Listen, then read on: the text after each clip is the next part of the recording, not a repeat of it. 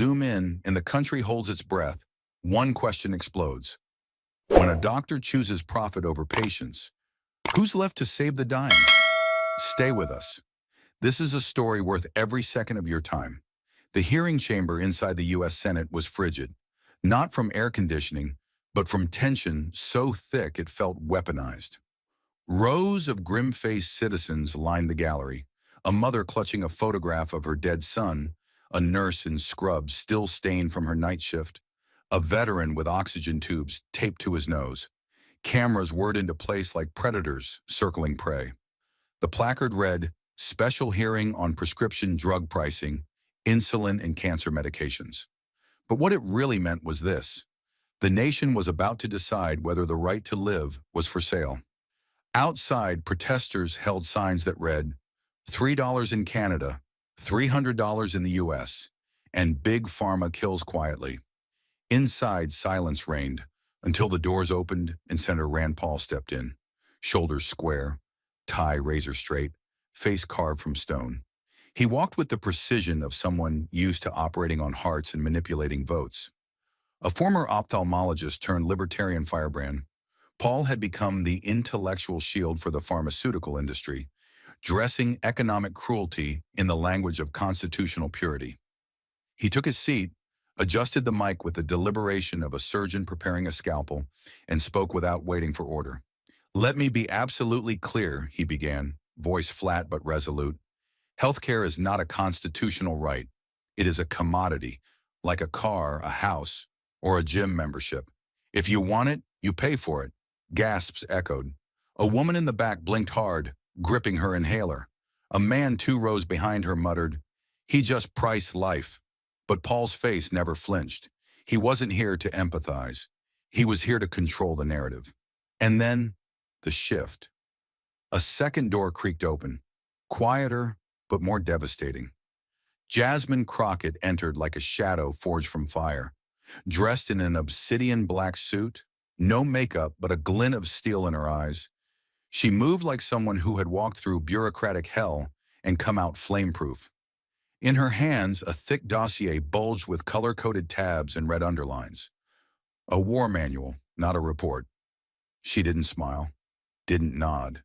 She simply walked to her seat across from Paul and sat, placing the folder on the table like it weighed 1,000 lives. The cameras turned instantly, lenses locking onto her as if drawn by gravity. The silence between Jasmine and Rand had just begun to cool. When she reached for the folder, opened it, and without raising her voice, detonated the first truth. She didn't shout. She didn't plead. There was no fire in her voice, no theatrics, just something heavier, a quiet that didn't ask for permission. She looked down once at her folder, then slowly raised her eyes, not just to Senator Paul, but to the entire room. Dozens of faces turned toward her, aides with pens half raised, journalists frozen mid-keystroke, even the C-SPAN cameraman involuntarily zooming in. She spoke clearly, and every syllable landed like a gavel. "I won't be speaking about policy today. I want to speak about a mother, Maria Gutierrez, 37 years old, Dallas, Texas." Jasmine let the name settle. One name, one city, one age. But inside that one line was 1,000 tragedies. She continued, her voice measured as though reading sacred text. She worked 2 jobs, cleaning offices at night, cashiering at a gas station by day. She had no insurance. She rationed her insulin to feed her children. 3 weeks later, she was dead. A few senators stiffened in their chairs. Rand Paul looked down, poker-faced, but his knuckles tapped lightly against the table. Rhythmic, defensive. The room didn't shift or shuffle. It simply sank. Jasmine didn't embellish the story. She didn't need to. The brutality was already baked in. A woman, working double shifts, feeding a family, died not because of disease alone, but because of a price tag. Not because medicine didn't exist, but because a system decided she wasn't profitable enough to save. Then in the stillness that followed, Jasmine reached forward and clicked a small remote. A cold blue light from the screen behind her filled the chamber. Black background, white lettering. Stark, inevitable. Cost to manufacture 1 vial of insulin, $3. A breath was held. Then she clicked again. Average price charged to Americans, $340. The shift in energy wasn't theatrical, it was biological. People leaned back as if the numbers themselves could strike. A staffer near the rear dropped her phone. One of the photographers lowered his camera. Someone whispered, "Jesus Christ," under their breath. The contrast was too violent to ignore. Not theoretical, not abstract, concrete. $3 to save a life. $340 to keep a shareholder happy. Jasmine stood still, her hands calm on the desk. She didn't need to point. The screen was accusation enough. The math had already committed the crime. She turned slowly, deliberately, to face Rand Paul. Her eyes didn't flare. They didn't burn. They held, steady, unflinching. And then she asked in the softest, most devastating voice heard in that chamber all year. "So I ask you, Dr. Paul, exactly how much is a life worth in this country?" No one moved, because they already knew the answer, and none of them wanted to say it out loud. For a moment, the room had no pulse, only the raw arithmetic of injustice echoing through it. But Rand Paul wasn't one to stay silent long, especially when his ideology was cornered. He leaned into the microphone like a man sharpening a blade. He adjusted the mic slowly, deliberately, fingers gripping it not out of necessity, but out of control. The way a man grips a scalpel before making an incision. Except this wasn't surgery, this was defense. And the first cut was aimed directly at the woman sitting across from him. His voice, when it came, was cold and sharpened, the cadence of someone used to authority. "Let me respond," he said. This is exactly the kind of emotional grandstanding that distorts serious debate." He didn't look away from Jasmine Crockett. In fact, he barely blinked. There was no need to disguise the contempt in his eyes. It wasn't new. He had faced versions of her before. Activists, public defenders, reformers, and he had made it his mission to strip them of their moral advantage. Representative Crockett isn't here to talk about real solutions. She's here to weaponize sympathy. The air in the room constricted. A man in the second row shifted uncomfortably, as if the floor beneath him had just tilted slightly. But Rand pressed forward, his voice steady, confident, and utterly devoid of warmth. "What she won't tell you is that in places like Canada, where government health care reigns supreme, people wait 6 months for a diagnosis. People wait to die." He let the words hang, not for dramatic effect, but because he believed them with the certainty of a man who'd never had to wait in line for anything. Then, with a subtle lift of his chin, he delivered the personal blow, the anecdote meant to seal his credibility. "I've performed surgeries on patients who came here from those systems, patients their governments left behind. I know what happens when the state decides who deserves to live." There was silence, but not the kind Jasmine had created minutes earlier, the silence of moral recognition. This was a heavier pause, a manufactured stillness meant to feel like reason, but laced with something colder, something transactional. The idea that fairness is negotiable, that suffering must be quantified to be real. Rand's tone dropped a note deeper as he transitioned from critique to doctrine. His voice no longer addressed the room, but the philosophy behind the walls of this capital. "Healthcare," he continued, "is not a right. It is a good. And good things like homes, cars, or clean suits aren't handed out for free. They're earned." His doctrine landed like a gavel in a courtroom where empathy had been dismissed. And just when it seemed he'd exhausted his arsenal of abstractions, Rand Paul allowed himself something far more dangerous. A smile. It was a smile that didn't belong in a conversation about death. A small, sharp curve at the corner of his mouth, barely perceptible, yet unmistakable in meaning. It wasn't confidence. It was condescension. It was the grin of a man who believed he had just scored a point in a debate, even if it came at the cost of human dignity. He leaned back in his chair, not to relax, but to observe, like a man watching the collapse of an argument he never had to live through. His fingers drummed lightly against the lacquered wood before him, calm and controlled, the rhythm slow and deliberate. Then his voice returned, low, assured, the voice of someone who believed that numbers, when wielded with precision, could silence compassion. You talk about saving lives, he said, pacing his words as if addressing a classroom rather than a courtroom. But let's talk about math. He gestured upward, casually, as though the weight of a broken system floated harmlessly above them all. His tone held no urgency, no sorrow, only calculation. Do you know what happens to federal spending when you promise everything for everyone? He didn't pause for effect. He didn't need to. The answer to him was self-evident. We collapse. The economy buckles. The debt explodes. We become a nation where scarcity replaces innovation. And trust me, I've seen what that looks like. The words fell with clinical sharpness, each one an incision made without anesthesia. There was no space for the mother who died without insulin, no room for the child skipping chemo because his parents couldn't pay the deductible. To Rand, those tragedies were unfortunate, but inevitable collateral in the preservation of economic purity. He wasn't just defending a philosophy, he was elevating it above flesh and blood. And with the final twist of the scalpel, he delivered his conclusion, not as a warning, but as a condemnation. You want to turn America into a second-rate version of Venezuela. That single line was meant to end the conversation, a cold invocation of chaos, collapse, and government failure, wrapped in the familiar packaging of fear. Venezuela, a word engineered to erase complexity and flatten debate. He didn't have to explain the comparison. He knew it would do the work for him. Breadlines, black markets, empty pharmacies.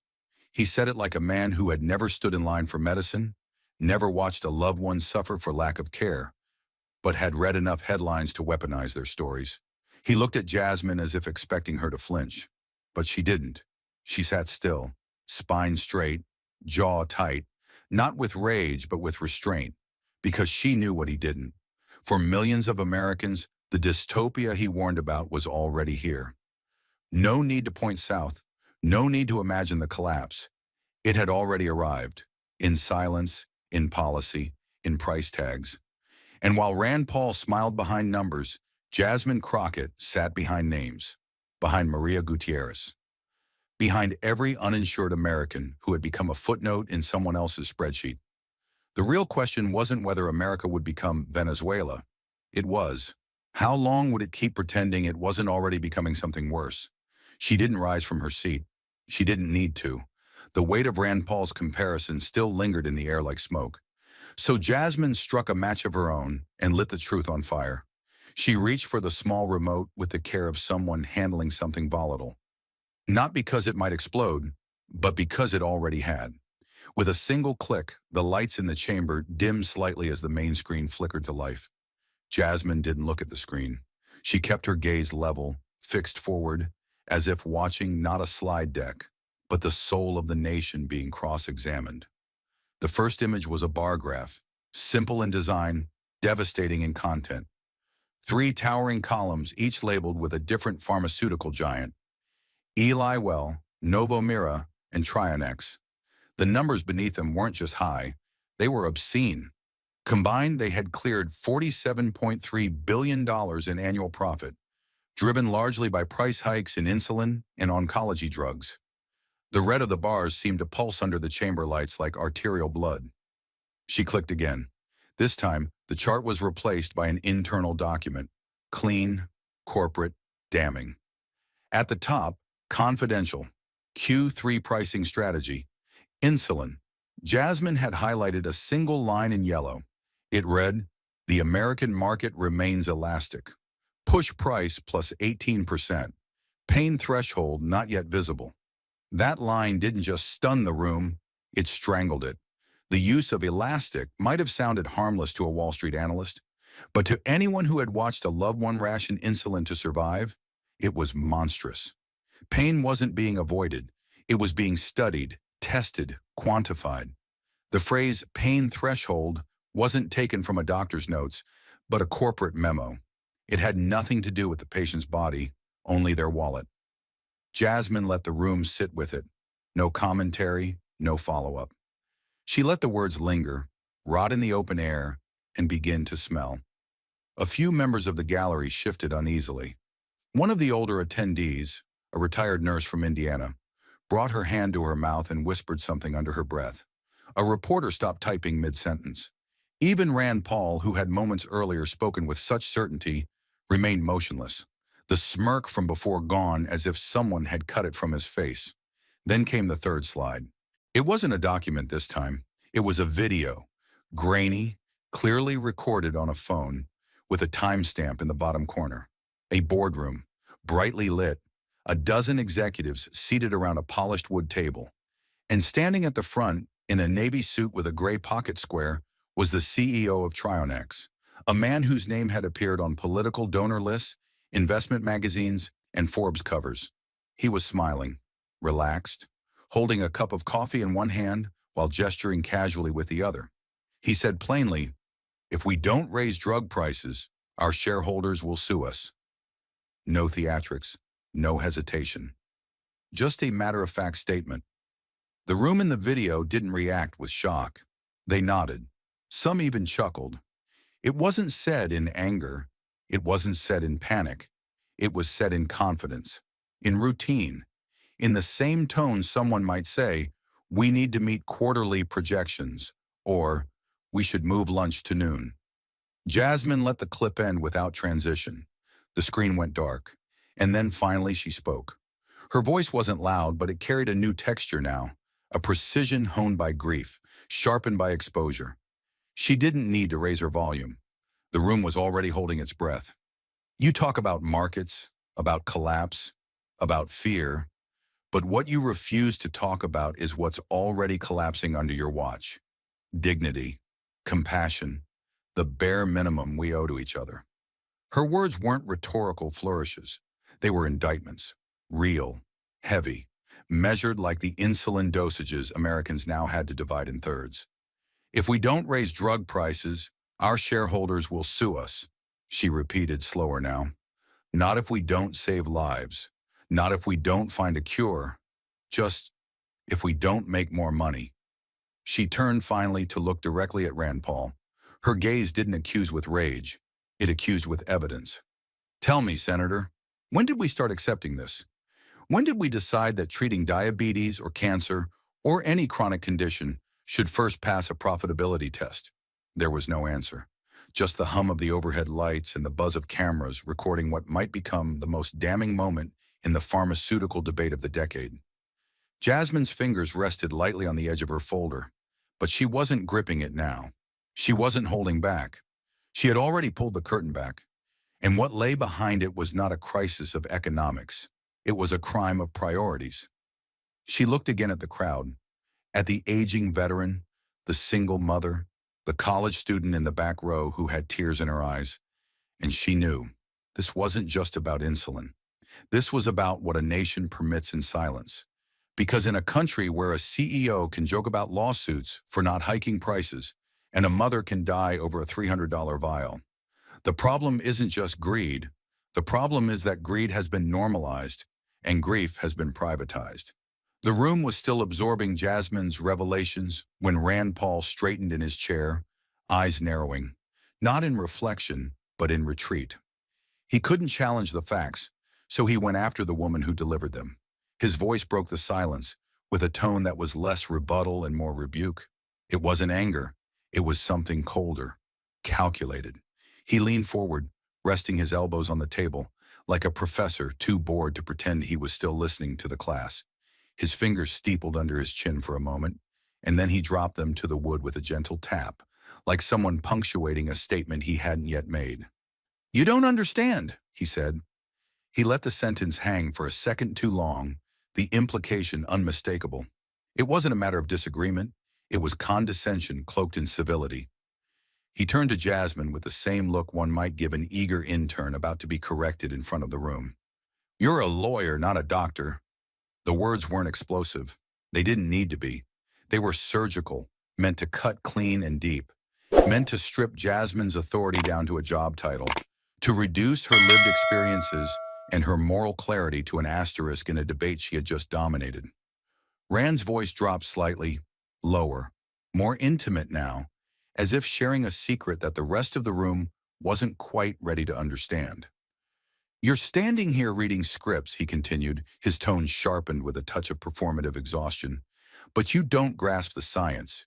You don't grasp the economics. You're playing a role, one written by activists and fueled by outrage. He gave a small shrug, as if saddened by her inability to see it. A man delivering a verdict rather than making an argument. This is not analysis. This is a moral performance, a theater of indignation. And frankly, he added, now turning toward the cameras for just a beat, I've seen better actors. No one spoke. No one clapped. The silence that followed wasn't reverence. It was nausea. What Rand didn't know, what he had never learned to recognize, was the moment before a storm, the second before the reckoning. Jasmine didn't move. Not right away. Her hands stayed folded on the table, her body still. But her eyes shifted. Downward first. Not in shame, not in hesitation, but in quiet calculation. What he mistook for submission was something far more dangerous. Patience. The kind of stillness only someone deeply familiar with insult could wear so naturally. Her shoulders didn't tighten, her face didn't twist, but there was something in her breathing, a brief pause, a momentary compression, that signaled she was holding something in, not rage, not even disappointment, just the kind of sadness that lives in women who have been dismissed too many times to count. And then she looked up.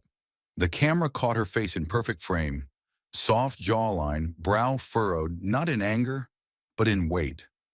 Her mouth parted just slightly, not for effect, but because the words that followed didn't need force. They already carried truth heavy enough to crush 1,000 rebuttals. She inhaled, once, and then said, if understanding medicine means justifying its price, the words were clear, unrushed, almost too calm. If wearing a white coat means standing by while people die, the chamber didn't blink. Then I'll gladly remain an outsider.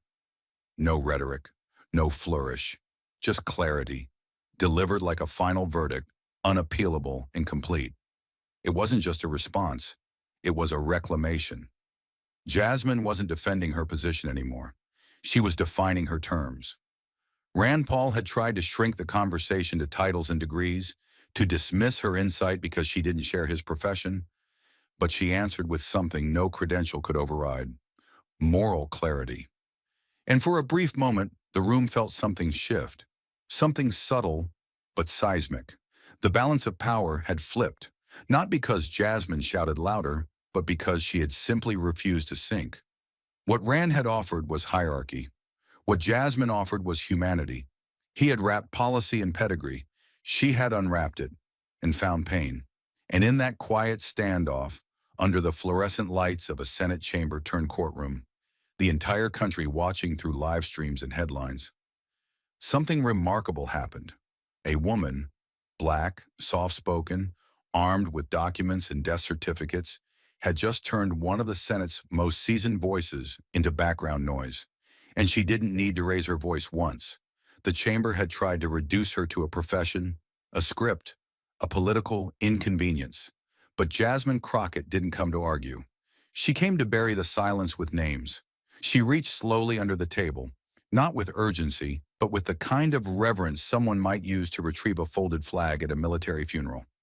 Her fingers brushed against the edge of it, a worn, heavy sheet of brown craft paper, creased neatly 3 times across the center. It made a soft, unassuming sound as it left her briefcase, but somehow in that perfectly silent room, it might as well have been thunder. She didn't explain what it was. She didn't need to. The very sight of it said what words could not. This was not a prop. This was a reckoning. Jasmine placed the document gently on the desk in front of her, her hands moving with precise control.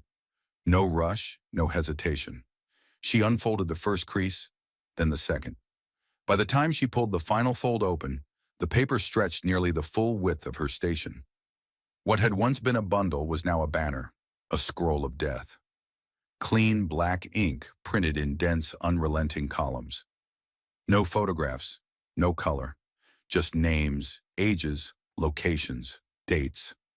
At first the room leaned in, curious, cautious. Then the realization hit like a shift in air pressure. This wasn't research. This wasn't a policy proposal. It was a list of the dead.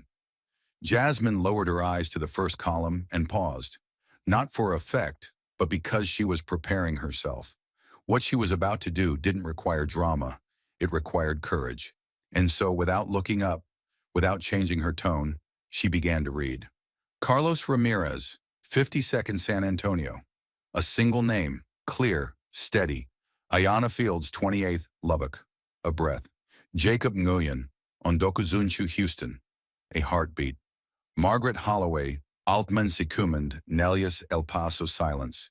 Benjamin T. Morris, Yolchu Otuzyedi, Dallas. The chamber didn't move, didn't blink. For 45 straight seconds, Jasmine read, name after name, each one a full life reduced to a line. The voice that had argued law, exposed corruption, and held senators accountable was now a eulogy. Not for one person, for hundreds. Her cadence didn't change. She read them with the weight of someone who knew that saying the names wasn't a gesture. It was a responsibility, a reclaiming. The Senate had statistics. Jasmine had stories, compressed into a brutal list the room could not ignore. By the 10th name, the energy shifted. One aide at the back dropped her pen and didn't bother picking it up. A reporter stared at his laptop, his hands frozen on the keys. The mother who had sat quietly in the second row, holding the photo of her son, covered her mouth. She wasn't crying, not yet. But the way she gripped that photo, as if it might vanish, said everything. Jasmine's voice never cracked. Levi Grant, Tricati Triti Plano, Inez Morales, Kirk Birinci Austin, Tobias Kendrick, Altmazzato de Galveston, Naomi Washington, Yermi Uchunju Waco, Elias Kim, 38, Arlington. Each name was a bullet through the illusion that this was simply politics. Each name was proof that what was being debated in theory had already been decided in practice. Decided by the market, by policy inertia, by a culture that had learned to treat medicine like luxury and death like math. Jasmine stopped reading, not suddenly but deliberately, like closing a book that had already told you everything you needed to know.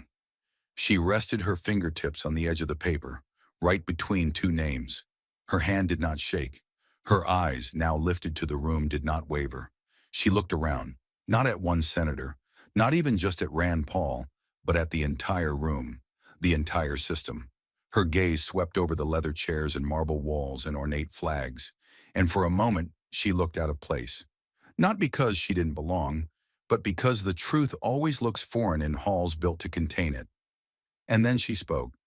That's just a fraction. From one state, in 1 year, in a country that calls itself free. Her words didn't rise in volume. They dropped in weight. There were no slogans, no statistics, no attempt to frame it with ideology. Just reality, laid bare. Texas alone, 2,412 names, each one a wound, each one a failure. The room didn't shift in its seats. It shifted in its soul. And for once, even the cameras didn't move. No slow zoom, no dramatic pan, just a static, locked shot, because when the truth is this overwhelming, even the lens has to stay still. The list remained spread before her, unmoved, undeniable, as much a part of the room now as the senators themselves. Jasmine didn't add a closing line, didn't offer a summary, because there was nothing left to say. She simply let the silence return. Not the silence of indifference, but the silence of reckoning. And in that silence, even the most powerful people in the room had no choice but to listen. The names of the dead still echoed in the room like a funeral procession, refusing to end. But Jasmine wasn't finished. It was time to show who profited from every silent grave. She turned back toward the screen, her hand steady on the remote. The list of the deceased still lay open before her, brown paper scarred with ink, a battlefield of lives lost to dollar signs. But the next truth she was about to unveil wasn't about who died. It was about who kept living comfortably while they did. With a single click, the screen came to life again. Not with grief this time, but with numbers cold enough to chill the spine. Pharmaceutical industry contributions to Senator Rand Paul, 2013 to 2023. The heading was simple, bold, brutal. Beneath it, a clean bar graph with sterile corporate clarity laid everything bare. Pfizer, Eliwell, Trionex, Novomira, a cascade of logos more recognizable to Americans than the names of their local clinics. Each company's financial contributions were stacked year by year, donation by donation, each line item silent but damning. The bars climbed methodically, reflecting not policy shifts, but profit protection. The final number, outlined in red, was impossible to ignore: $4,300,000. The room went still again. But this silence was different. This was not mourning. It was recognition. A soundless calculation. As though every senator, every aide, every staffer, every journalist watching remotely had just realized the math they never wanted to do. Jasmine didn't say anything. She didn't need to. That number wasn't just a donation total, it was an autopsy result. The cause of death wasn't only insulin, it was legislation, lobbying, loyalty, bought and sold. And Rand Paul's name was printed at the center of it all. Jasmine let the moment hang, the way a good prosecutor knows exactly when to let the jury sit in the tension. She turned her head only slightly, not to speak to the man beside her, but to study the wall behind him. Another click. The graph disappeared, replaced by the shaky footage of a smartphone video. Its quality grainy, its substance far too clear. The lighting was dim, and the image jittered slightly as if held by unsteady hands. The angle wasn't professional, it was real. Raw. The setting. A closed-door healthcare policy summit in D.C. A place the public wasn't supposed to see. But someone in that room, a lobbyist or executive perhaps, had recorded it. Someone whose conscience had finally outpaced their fear. And there he was, Rand Paul, standing at a podium, navy blue suit, crisp red tie, hands loose and confident. Behind him sat a panel of executives, nodding along like investors at a shareholder call. His tone wasn't nervous, it was certain, like someone who had said this exact thing dozens of times before, because he had. We need to protect the freedom to price pharmaceuticals. He said it slowly, enunciating each word with the care of a man who wanted his donors to remember the exact phrasing. There were no interruptions, no gas, no ethical questions from the room, just light applause, nods, a soft chuckle from someone off-screen. It wasn't said in anger, it was said in comfort, like someone defending tradition, as if freedom to exploit was as sacred as freedom to speak. The clip ended abruptly. The frame froze on Rand Paul's face, caught mid-sentence, lips slightly parted, eyes focused, as the caption below him read, "We need to protect the freedom to price pharmaceuticals." The still image said more than motion ever could. Jasmine didn't flinch. She didn't look to the committee. She didn't ask for silence, because it had already arrived, settled over the room like smoke. Instead, she stared directly at the screen, the way one stares at something not surprising but sickening. A truth too long tolerated, a rot too long rationalized. And then she turned, slowly, precisely. Her voice didn't rise. It didn't need to. It was colder now, sharper. "You can talk about freedom," she said, her words landing like hammer strikes. "But how much freedom is left when a doctor works for the drug dealers?" The sentence didn't echo. It detonated. No one moved. Not the aides scribbling notes, not the press clutching recorders, not the senators who moments ago had been hiding behind policy language and market logic. Rand Paul remained in his seat, his expression unreadable, but his stillness betrayed everything. His posture said control, but his silence admitted something else: exposure.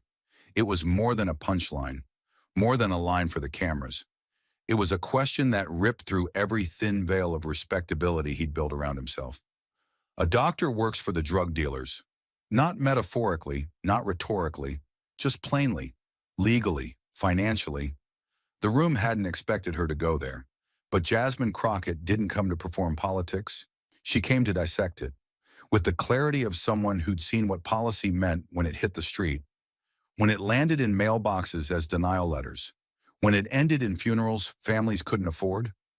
The clip stayed frozen behind her, as if to trap Rand's words in the frame forever. She didn't touch the remote. She didn't need the next slide. She let that one image, the senator at a summit surrounded by applause, do what hours of testimony couldn't. It explained everything.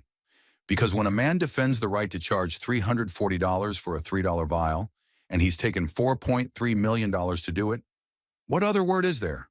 Who else but the desperate calls that freedom? Who else but the powerful defends that choice? Jasmine stepped back from the screen, but not from the moment. It followed her, heavy as the list still spread across the desk. She didn't offer more commentary. She didn't dilute the point. She just stood in the center of the storm she had created. And for the first time in that hearing, no one dared to speak over her. Not even Rand Paul. Because when the truth is that precise, that damning, and that well-documented, all that's left is silence. The room had seen the evidence, heard the numbers, watched the tape, but what Jasmine said last cut deeper than any document could, and Rand Paul, cornered by clarity, did what power often does when exposed. He snapped. He shot to his feet with the kind of force that suggested the room had insulted him personally. The sudden screech of his chair legs against polished marble sent a jolt through the chamber. A few heads turned reflexively. Others stared ahead, bracing for the outburst they knew was coming. His posture was rigid, but not composed. His chest was puffed slightly, his knuckles pressing against the desk, like he needed to physically hold something down. Maybe his pride, maybe the truth pressing back at him from every screen, every face, every breathless pause. His voice, when it came, wasn't just loud. It was laced with decades of entitlement and injury, of having always been the man whose words were treated as final. I have dedicated my entire life to medicine. It rang out like a verdict, like a defense he'd been storing for years, waiting for the moment someone, anyone, would dare question his moral claim to the title, doctor. He wasn't just speaking to Jasmine. He was speaking to every camera, every staffer, every voter watching at home who might still believe the white coat conferred immunity from accountability. He didn't stop to breathe. You have no right, no standing, to lecture me on morality. His voice cracked just slightly on right. The edge of indignation splitting into something raw, something less rehearsed.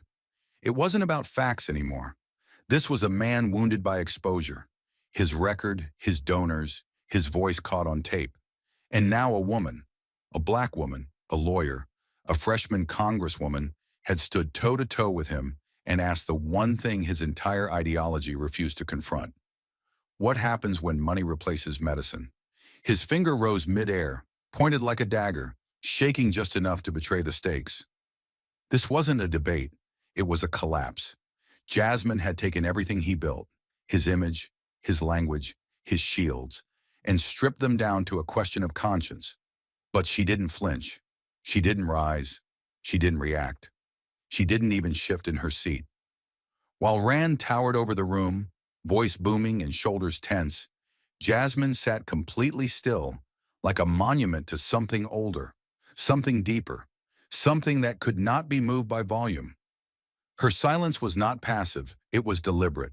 She let his fury fill the room, let the storm burn itself out. And only when he had emptied every syllable into the air did she speak. She looked up, not with defiance, not with disdain, but with clarity. Her voice didn't need to climb. It came low, controlled, and impossibly sharp. I'm not lecturing on morality, she said, the words cut one by one like steel from a forge. I'm asking one question: who saves the patient when the doctor chooses stocks over survival? There was no drama in her tone, no bitterness, just weight. It hit harder because she didn't deliver it like a punch. She let it fall. And in its fall, it shattered the room's composure. The silence that followed wasn't a pause. It was a verdict. Rand Paul remained standing, but somehow in that moment, he looked smaller. Not physically, not visibly, but morally he shrank beneath the force of that one sentence.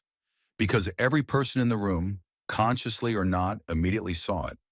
The image of a doctor flipping through stock options while a diabetic mother begged her pharmacy to let her fill half a dose. The image of a senator accepting campaign checks from companies who decide if a child gets chemo based on market elasticity. The camera panned slowly, almost reverently across the room. One by one, It caught faces frozen in something more profound than tension. Reckoning. A junior senator clutched her pen like it might break. A reporter lowered his notepad and stared at the floor. A Capitol staffer blinked hard, trying to refocus. Even the usual whisperers, those aides always murmuring in the corners, had gone quiet. The courtroom, the hearing room, the entire national stage held its breath. No one rushed to Rand Paul's defense, not because they couldn't, but because at that moment they knew the question Jasmine asked had no spin, no talking point, no exit ramp. It demanded only silence or shame. Her hands remained folded on the table. The list of the dead still laid out in front of her. The video still paused behind her on the screen. Rand's face frozen mid-quote. She didn't look at him again. She didn't need to. The moment wasn't between the two of them anymore. It was between America and itself. Because the question didn't just belong to Rand Paul. It belonged to every leader who let a child die over insulin. Every executive who greenlit a price hike to please a boardroom. Every voter who believed free market meant free from responsibility. And every silent witness in every room like this one who looked away when the numbers were small until the bodies weren't. Who saves the patient when the doctor chooses stocks over survival? The question hung there, suspended in truth. It didn't need an answer, because in that moment the absence of one was louder than any reply. The room may have gone silent, but outside those marble walls the country had already begun to roar. What started as a hearing had ignited something far bigger, a reckoning, a movement, a line that could no longer be crossed without consequence. It started with a single clip, a 17-second video of Jasmine Crockett seated calmly, looking up at Rand Paul's eruption, her voice clear and unshaken as she said, "I'm not lecturing on morality. I'm asking one question. Who saves the patient when the doctor chooses stocks over survival?" Within minutes, it was clipped, captioned, reposted, and repurposed by influencers, medical students, healthcare workers, and civil rights advocates. Insulin is life trended first, then Jasmine and Rand, and finally, as the night deepened and the conversation sharpened, one phrase eclipsed them all. Health is a human right. It wasn't just a hashtag, it was a verdict. A moral wave surged through timelines and comment sections. No matter the political tribe, no matter the industry, everyone now had to face the question that refused to be silenced. By midnight, the clip had reached over 42 million views across platforms. TikTokers reenacted the courtroom exchange with stunning accuracy. Instagram feeds filled with black and white screenshots of Jasmine's face, stoic, composed, unyielding. Reddit threads debated her strategy, her delivery, her data, but mostly her restraint. The calm with which she eviscerated a 10-term senator without ever raising her voice. Meanwhile, Twitter had turned into a war zone, half of it lit by outrage, the other half by vindication. Public health advocates posted insulin prices side by side with campaign contributions. Emergency room nurses shared anonymous patient charts, blurring names but not consequences. "This one died waiting for a refill," wrote one user, attaching Jasmine's quote beneath it. "Now tell me again about freedom." The press followed in waves. By dawn, every major network had led with the same banner. Crockett versus Paul, the hearing that shook healthcare. ABC called it a thunderclap of moral clarity. CNN labeled it the most important 10 minutes of congressional testimony this decade. Even typically restrained anchors on NPR open with, "What happens when truth walks into a room and doesn't flinch?" You get yesterday's hearing. But it was the reaction from within the medical community that revealed just how deep Jasmine's words had struck. Across medical schools, from Johns Hopkins to USC, students organized open letters, each signed by hundreds of future physicians, each one directed not to Congress, but to the profession itself. One such letter read, "As future doctors, we are ashamed. We are taught to do no harm, but silence, too, is harm." Jasmine Crockett reminded us that if we serve profit over patient, we've chosen the wrong oath. Doctors in private practice began to write publicly as well. On Medium, Substack, and LinkedIn, the word betrayal echoed again and again, not about Jasmine, but about Rand. "He doesn't speak for us," wrote a rural family physician from Kentucky. He speaks for shareholders, not for children who come in with empty syringes. Another post went viral with a single line, "Rand Paul is the ghost of 20th century medicine, haunting a future that's already moved past him." That quote made headlines on its own. The New York Times ran it beneath a photo of Jasmine leaving the chamber, alone. The brown paper list still rolled under her arm. In that moment, she wasn't just a congresswoman. She was a symbol of reckoning for an entire industry that had profited off silence. Editorials began to pour in, not just political, but medical, economic, and ethical. Time magazine featured her on the cover with the headline, "Who Gets to Decide Who Lives?" Meanwhile, the backlash toward Rand Paul intensified. Campaign watchdogs reopened investigations into donation patterns. Ethics groups filed requests for deeper financial disclosures. A leaked memo from his own staff revealed panic. We cannot let this moment define his narrative. But it was too late. That narrative wasn't being written in his office anymore. It was being written on the streets, in clinics, in classrooms, and on every phone screen lighting up the early hours of the morning. Activists staged vigils outside insulin manufacturers with 2,412 candles, one for each name. Jasmine never finished reading. Parents of type 1 diabetics spoke through tears in local news interviews, clutching receipts for $800 insulin refills. "We've lived her list," one mother said. "I didn't know Maria Gutierrez, but I know that story. It almost became ours." What made it worse for Rand, what made it irreparable, was that he didn't just lose an argument. He revealed himself. The quote in that leaked video, "We need to protect the freedom to price pharmaceuticals," became a slogan used against him, scrawled in red paint across protest banners and projected onto the sides of buildings in New York and Chicago. On The Late Show, Stephen Colbert ran the clip twice, back to back, then paused, raised an eyebrow, and said, "You know what else needs to be protected? People who can't afford to die slowly." But the final nail came not from media or medicine, but from veterans. A coalition of retired military doctors and medics released a joint statement, unprompted, uncoordinated, but unified in tone. "When we treated wounded soldiers on the battlefield, we didn't ask if they could afford it. We acted." Jasmine Crockett spoke with that same urgency.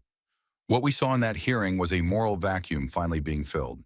And so, in the span of 24 hours, Jasmine Crockett, dismissed as emotional, written off as theatrical, accused of not understanding the science, had done something no committee, no lobbyists, no caucus had managed in over a decade.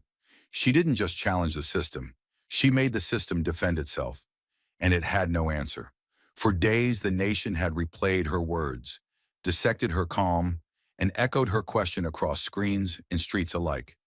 But Jasmine Crockett didn't come to trend. She came to transform. And 1 week later, she stepped into a new room to do exactly that. The hall was larger than the hearing room, but no less tense. The National Conference on Ethics and Health Policy was typically reserved for scholars, CEOs, and the kind of bureaucrats who spoke in formulas and footnotes. But this year, every folding chair was taken. Overflow rooms in 2 cities were streaming it live. Journalists had flown in from 6 countries. Not for a debate, not for a panel, for her. Jasmine Crockett stood alone at the podium. No staff, no notes, no podium screen behind her. Just the full glare of the national spotlight and the gravity of a moment that had outgrown even the chamber where it began. She wore black, a simple suit, no pin, no brand, only a small red ribbon on her wrist, tied there by the daughter of a woman who died waiting on an insulin refill. Jasmine had not removed it since. Her voice, when it came, didn't begin with applause.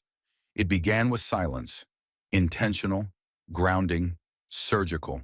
And when she finally spoke, it was with the same precision that had silenced a senator. "There are rooms," she said, "where policy becomes permission, where suffering is measured against profits, where the silence around a patient's death is treated as a margin of error." A murmur passed through the room. No one reached for their phone. No one whispered. Everyone understood that what she was doing was more than speaking. She was building something out of the wreckage. Jasmine reached into her jacket and removed a single sheet of paper. She held it up, not like a document, but like evidence. "This," she said, is the draft language for a new federal measure. It's called the Insulin for All Act. The words hit like a surge of current across the floor. Some gasped, some blinked in disbelief, but Jasmine didn't flinch. She leaned forward, placing the page carefully on the podium. The law will do one thing, she said. It will cap the price of essential, life-saving drugs, starting with insulin, at their true cost of production, plus no more than 10%. She paused, then added, no more backroom price models. No more inflated margins wrapped in scientific language. No more 340 vials made for $3. The audience erupted into applause, but she raised one hand and silence returned. Let me be clear, she said. This bill is not a suggestion. It is a demand, a line in the sand. Her eyes swept across the room, full of industry leaders, lawmakers, ethicists, and young doctors who had stayed up all night in emergency rooms just to be here. We are done asking nicely, she continued. We are done calling corporate cruelty a system. And we are done pretending that freedom exists in a country where a child has to choose between eating and breathing. Every sentence was a hammer, not swung in anger, but with rhythm, intention, and unrelenting force. Behind her, a massive screen flickered on. Photos of people, not politicians, not lobbyists, just faces, hundreds of them, from every state, some smiling, some blurred, some no longer alive. These are the names I didn't finish reading, Jasmine said quietly. The ones who didn't survive the price. The ones who were told silently that they weren't profitable enough to protect. The room went still. This bill is for them, she said, and it will pass. Or we will name every death that follows it, and we will not let you forget. She gripped the edges of the podium now, not out of tension, but conviction. Not for balance, but for weight. And then her voice dropped into that solemn, devastating final line. We cannot call ourselves civilized if we let people die because they can't afford to live. That is not freedom. That is surrender. She stepped back. The room stood. First one, then all. Not a cheer, not a roar, but a solemn rise. The kind of silence that follows not a speech, but a shift. And in that moment, the future of American healthcare no longer belonged to the corporations. It belonged to the ones who finally said enough. The echo of Jasmine's words still reverberated through the country, but echoes fade. And if we let this moment pass without action, then the names she read will become just another memorial in a nation drowning in them. This isn't where the story ends. This is where the resistance begins. This is not a chapter to close. It's a fire to spread. Jasmine Crockett didn't rise in that hearing room for applause, for camera time, or for catharsis. She rose for the people whose voices were never allowed in that room to begin with. She rose for Maria Gutierrez, who died alone in a Texas apartment, her body found next to an empty insulin pen. She rose for the children holding prescription bottles instead of toys, and for the families calculating which illness they could afford to treat this month. She didn't break the system, she exposed it. And now that it has been unmasked in front of millions, we, the ones watching, reading, aching, must decide, do we let the mask slip back into place, or do we tear it off completely?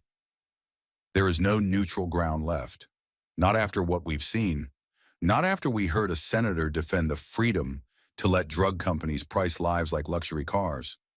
Not after we saw a doctor turned politician shout about dignity while ignoring a $4.3 million paper trail dripping in donor blood. Jasmine didn't just confront him, she cornered him. She spoke not just truth to power, but truth through power. And if we don't match that courage, we become the silent audience in the background of injustice. Frozen, blinking, complicit. So now we act. Not tomorrow. Not when it's safe. Not when it's easy. Now this is your invitation, your directive, your line in the sand. Jasmine stood alone in a storm of calculation, contempt, and corporate cruelty. But she didn't ask to be applauded. She demanded to be joined. So if your heart raced during that hearing, if your hands clenched when she held up the names of the dead, if your throat tightened when she said, that's not freedom, that's surrender, then don't just feel it. Move. Start where you are. Open your phone, call your representatives, and ask one question they can't spin away. Do you support the Insulin for All Act? If they dodge, press. If they lie, record it. If they refuse, replace them. Flood their offices like Jasmine flooded that chamber, with clarity, with pain, and with the power of names they can't ignore. Don't let them retreat into jargon and deflection. Don't let them hide behind bipartisan indecision. This isn't about politics. It's about pulse. Because while they debate, people die. Every day that bill sits unsigned, another family loses someone they were never supposed to bury. Every day they delay, another parent is forced to choose between food and medication. Jasmine forced the nation to look at that. Now we force the nation to act on it. No more white papers. No more task forces. No more waiting for elections to give us permission. We are the permission. Join the calls. Fill the town halls. Demand televised votes. Demand receipts. Demand answers. Force the media to keep it in the headlines. Push until silence becomes betrayal. Don't let this be a one-woman stand when it could be a nationwide siege against greed disguised as governance. If you're a teacher, bring this into your classroom. Teach your students that medicine should not be a market. If you're a nurse, wear Jasmine's words on your badge. If you're a pastor, speak it from the pulpit. We cannot call ourselves civilized if we let people die because they can't afford to live. And if you're a patient, know that your story is not a burden. It's a weapon. Share it, post it, shout it, make them look at you, organize rallies, light candles, create walls of names in your cities, make the invisible visible. If they won't attend your meetings, stand outside theirs. If they won't answer your emails, read the names out loud until their inboxes are drowned in testimony. Hold vigils outside pharmaceutical headquarters. Project Jasmine's final quote onto the side of their buildings. Make insulin for all more than legislation. Make it a litmus test for human decency. And when they tell you it's complicated, show them the receipts. When they say the market must stay free, ask them why freedom always stops at the pharmacy door. When they say we're doing our best, ask them who dies next while they keep doing it. Because Jasmine Crockett didn't risk her credibility, her career, and her calm to make a scene. She made a stand. Now it's ours to finish. You don't need a title to fight. You don't need a podium. You don't need a degree in policy. You need fire. You need grief that won't go quiet. You need a name, just one, of someone who died too soon and a country that let them. That's enough. That's more than enough. And if you're still breathing, still scrolling, still watching, then you have power. Don't waste it mourning what could be changed. Don't tell your children you were inspired. Show them what you did with it. Show them you fought. Show them you chose to speak when others shut up. Show them that when the world tilted toward indifference, you leaned in the other direction. Vote like lives depend on it, because they do. Protest like you'll never be this awake again. And organize like Jasmine is still reading the list, because she is. Because the list keeps growing, and it will keep growing until we stop pretending that this is someone else's job. This is our job, our generation's mandate, our moment in history.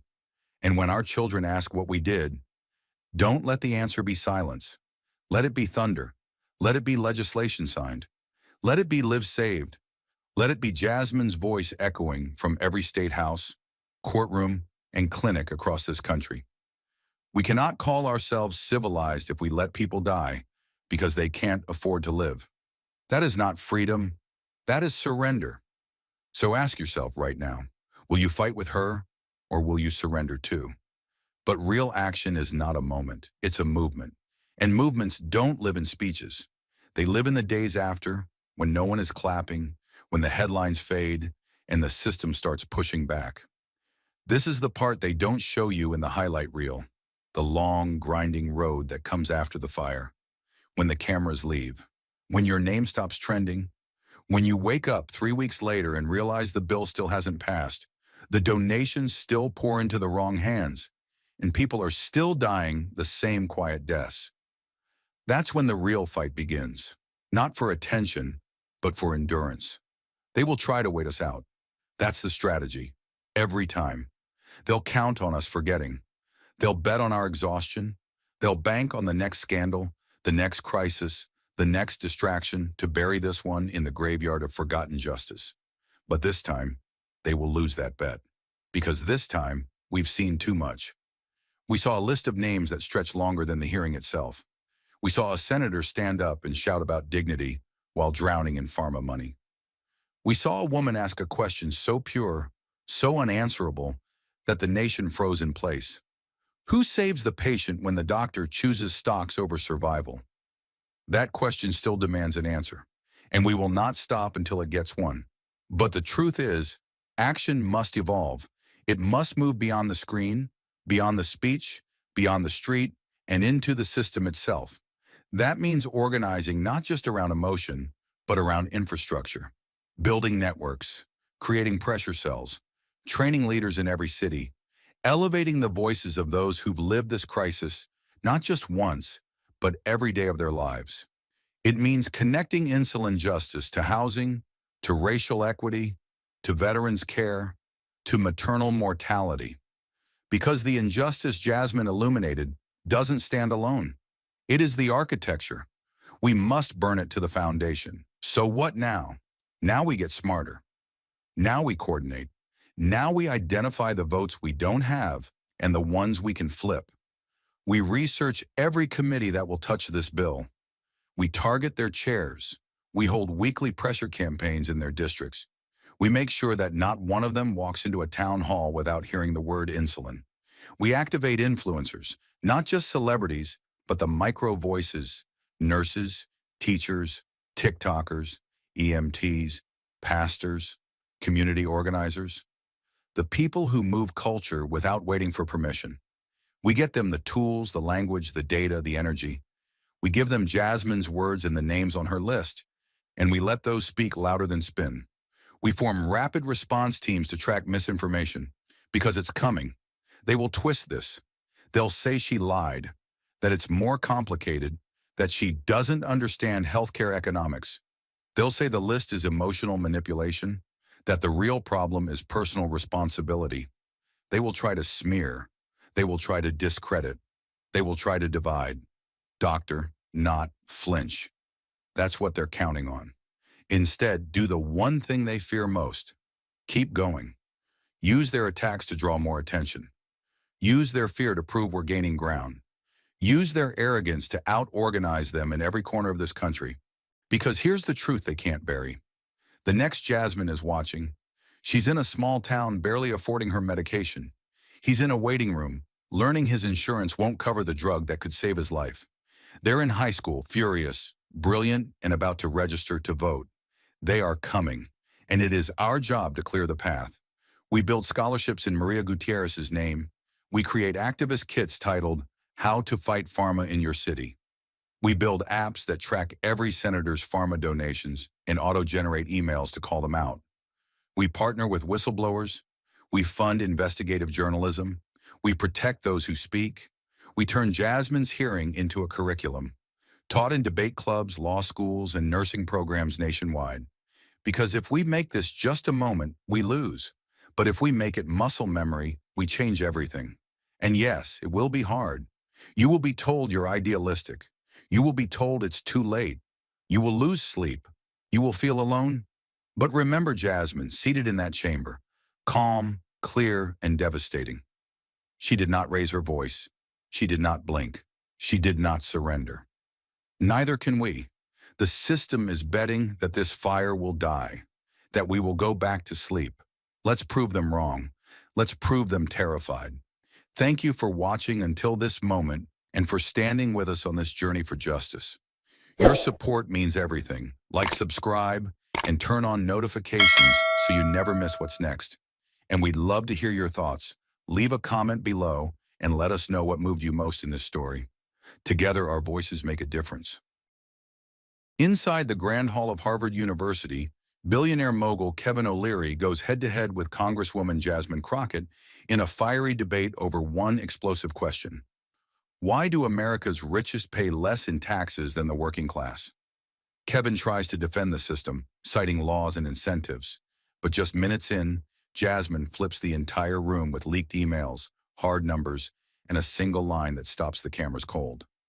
As the audience erupts and the nation watches live, one truth becomes undeniable.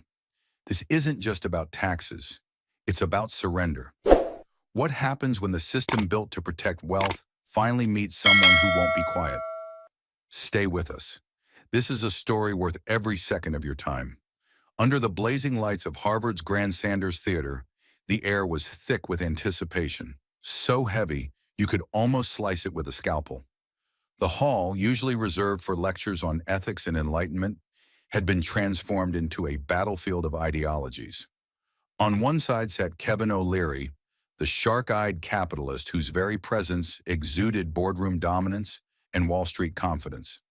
Across from him, Jasmine Crockett, the Texas congresswoman whose legal career was forged in the fires of injustice, adjusted her mic with the poise of someone who'd stared down systems designed to silence her. The moderator's voice trembled slightly as he introduced the topic. Should America tax wealth to save the middle class? The room erupted, not in applause but in divided energy. Some students clutched notepads, others banners. Labor organizers in worn denim jackets sat next to finance majors in crisp suits, each eyeing the other like rivals before a duel. No smiles, no small talk, just the quiet hum of suppressed fury and mounting expectation. As cameras panned the crowd, the front rows revealed who this battle truly belonged to. Not the billionaires, but the people who'd been crushed under their boots. A nurse from New Jersey who pays more in taxes than Amazon ever has. A single father from Ohio who lost his home while stock markets soared. And there she was, Jasmine, not just a lawmaker, but a living scar of the system's cruelty. She had once owed $1,100 in back taxes due to a filing error.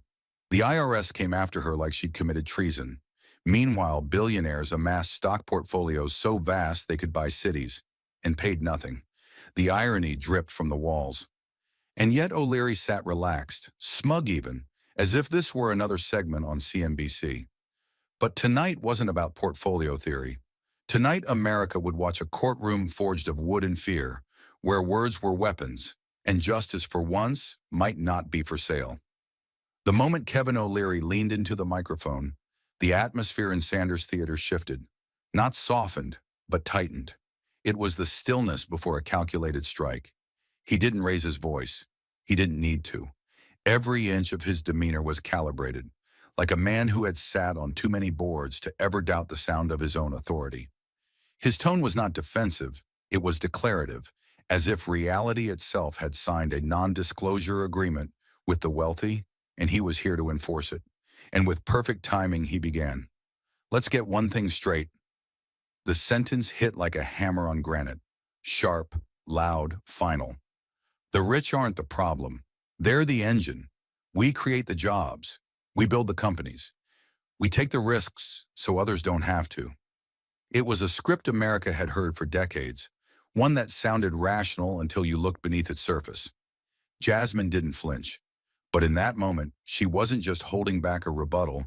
She was holding back generations of suppressed outrage, the kind that came from watching wealth pass through loopholes while families got audited for missing $200. O'Leary's words weren't shocking. They were familiar.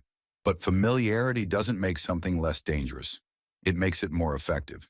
You tax us more, you kill that engine. You don't get more growth, you get collapse. There it was. The implied threat dressed as economic logic. The message, if you touch the machinery of wealth, it will all fall apart.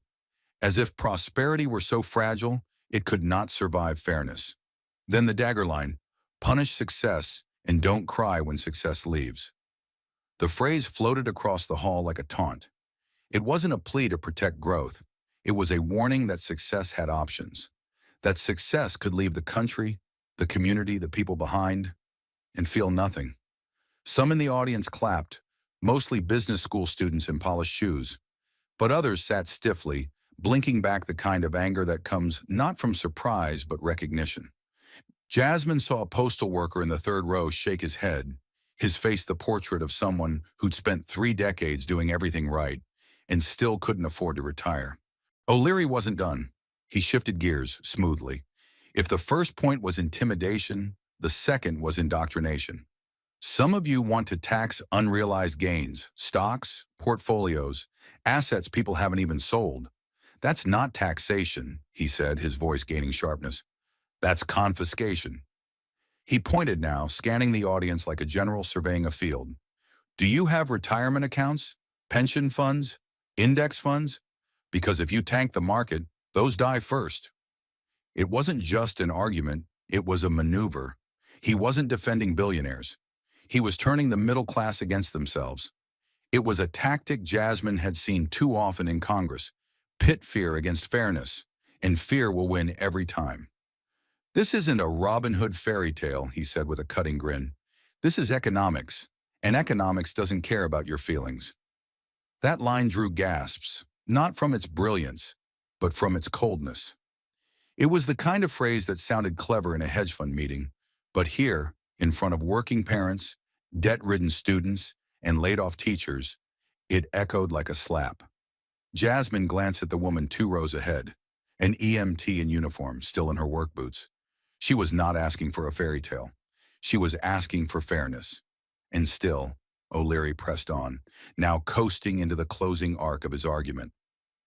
I supported the Tax Cuts and Jobs Act because it worked. It brought capital back into the country. It made business owners feel safe again. He cited GDP growth, pointing to the modest 2.3% uptick the year after the act passed, wielding it like a golden seal of approval. He listed unemployment rates, emphasizing that they had dropped to near historic lows, but never mentioned that the surge was mostly in part-time or contract labor, jobs with no benefits, no health care, and no future. Then he gestured broadly to the soaring stock market, a favorite refuge for the wealthy, painting it as proof of national prosperity, while ignoring that 84% of all stocks are owned by the richest 10% of Americans. O'Leary's voice was smooth, practiced, efficient. He spoke like a man presenting quarterly earnings, not consequences. In his telling, everything could be measured: growth, output, performance. But what he presented as evidence of success, Jasmine saw as a highlight reel of selective truth. He praised corporations for reinvesting capital, but not for the jobs they automated or outsourced. He lauded business optimism, but never once mentioned wage stagnation or how many Americans still work 2 jobs to stay afloat. For every statistic he offered, there were millions of stories missing. He turned policy into a spreadsheet and human struggle into a profit margin. The single mother in Houston who skips her own meals so her kids can eat, reduced to a line in food insecurity data. The laid-off machinist in Ohio with a busted knee and no insurance, written off as temporary labor displacement. The school district that cut music and mental health counseling, classified under budget reallocation. To Kevin O'Leary, it wasn't cruelty, it was calculus. And in his calculus, the lives of ordinary people, the ones who cleaned the offices of his portfolio companies, who packed the boxes that made him richer, had no weight. They were variables, disposable, replaceable, undeserving of the kind of safety he so proudly claimed his tax cuts delivered to business owners. You want to reverse that? He asked, his eyes narrowing slightly. Why? Because you're angry someone else won? It wasn't really a question. It was an accusation. And then he delivered the coldest line of the night, not with anger, not even with arrogance, but with something colder: indifference. Growth doesn't come from bitterness. It comes from brilliance. The words hung in the air like exhaust from a luxury car, speeding away from a city on fire. Jasmine didn't flinch. She didn't shift. But something in the room did, not because she had spoken, but because Kevin O'Leary had. And then, just when it felt like Kevin O'Leary had locked the room in his grip, Jasmine Crockett moved. Slowly, deliberately, she leaned into her microphone. Not with aggression, with purpose. The air didn't shift from volume, it shifted from weight. Because when Jasmine spoke, she didn't perform. She prosecuted. Her hands stayed still, her eyes steady, but everything about her radiated pressure. Not the kind that shouted to be heard, but the kind that made silence lean in. She wasn't there to win applause. She was there to ask the question every ordinary American had screamed into the void and never heard answered. And when she did, her voice was firm, unshaking. You said the Tax Cuts and Jobs Act helped America. But let me ask you, who's America? There was a pause, not for drama, but for clarity. She wanted that question to sink, to cut, to echo. Then she laid the truth out like evidence in a trial. Corporate tax rates were slashed. CEOs got stock buybacks. Executives got bonuses. But the people on the factory floor? She stopped. Her gaze didn't flinch, but it darkened. Their wages stayed flat. Their hours got longer. Their job security vanished. She wasn't offering a theory. She was offering a witness account, one lived by millions, one she had heard on porches in East Texas and in courtrooms from Detroit to Dallas. Jasmine didn't need to invent injustice. She had walked through it, seen the receipts, stood next to the people who felt their value was worth less than a single executive's tax write-off. So if tax cuts were fuel for the engine of prosperity, she continued, eyes narrowing, someone siphoned that gas before it ever reached the working class? There was no applause, yet, just a vacuum of stillness, the kind that comes when everyone in the room realizes that the conversation has shifted and one side has just been exposed. Then calmly, she raised her hand a few inches, her legal instinct kicking in, not to dramatize, but to present Exhibit B. Second, she said, turning her full attention back to Kevin, you talked about the brilliance of wealth, but let's talk about the brilliance of accountants. This time she didn't pause. She rolled forward like a freight train, slow, steady, unstoppable. Because the truth is, the rich don't pay taxes the same way we do. They hide behind trusts, foundations, carried interest loopholes. They borrow against stock instead of selling it. They harvest losses and defer gains. Her tone was still even, but the emotion underneath it was unmistakable. Not bitterness, not envy, precision. She had studied this. She had lived it. She had seen the way systems are designed, not to catch cheats, but to reward them. That's not genius, that's rigged. The last word didn't need volume. It just needed space, and it got it. She inhaled slowly, steadying herself for the final blow. Not for herself, but for every American whose taxes were taken before their coffee even cooled. And while billionaires spend fortunes avoiding taxes legally, the rest of us get audited for misreporting childcare deductions. She looked directly at the moderator now, almost daring him to interrupt. He didn't. The IRS hunts the poor because they're easier prey. They don't have lawyers. They don't have shell companies. They don't have options. The words hung heavier than anything said that night. There were no slides, no market charts, no statistics. Just the reality that in America, the more you have, the less you owe. I've seen it. I've lived it. People terrified over letters in the mail, while yachts dodged the coastline of accountability. And with that, the courtroom she had silently built collapsed. Not on her, but on the myth that what Kevin O'Leary had described was anything close to justice. And just when the weight of her words had begun to settle into the bones of the room, Jasmine pivoted, not away from the truth, but deeper into it. Her voice remained calm, but her next sentence felt like a siren cutting through fog. This wasn't theoretical anymore. This was personal. This was surgical. She wasn't just exposing policy now. She was indicting the machinery that protects the powerful at the expense of everyone else. Her eyes didn't waver, and neither did her tone. This was the moment where clarity met confrontation. She had warned them what inequality looked like. Now she would show them. I want to show you what this system actually rewards, she said, sliding a single page across the table as if presenting Exhibit A in a trial. In 2018, the richest man in the world, Jeff Bezos, paid $0 in federal income tax. Nothing. Not a dime.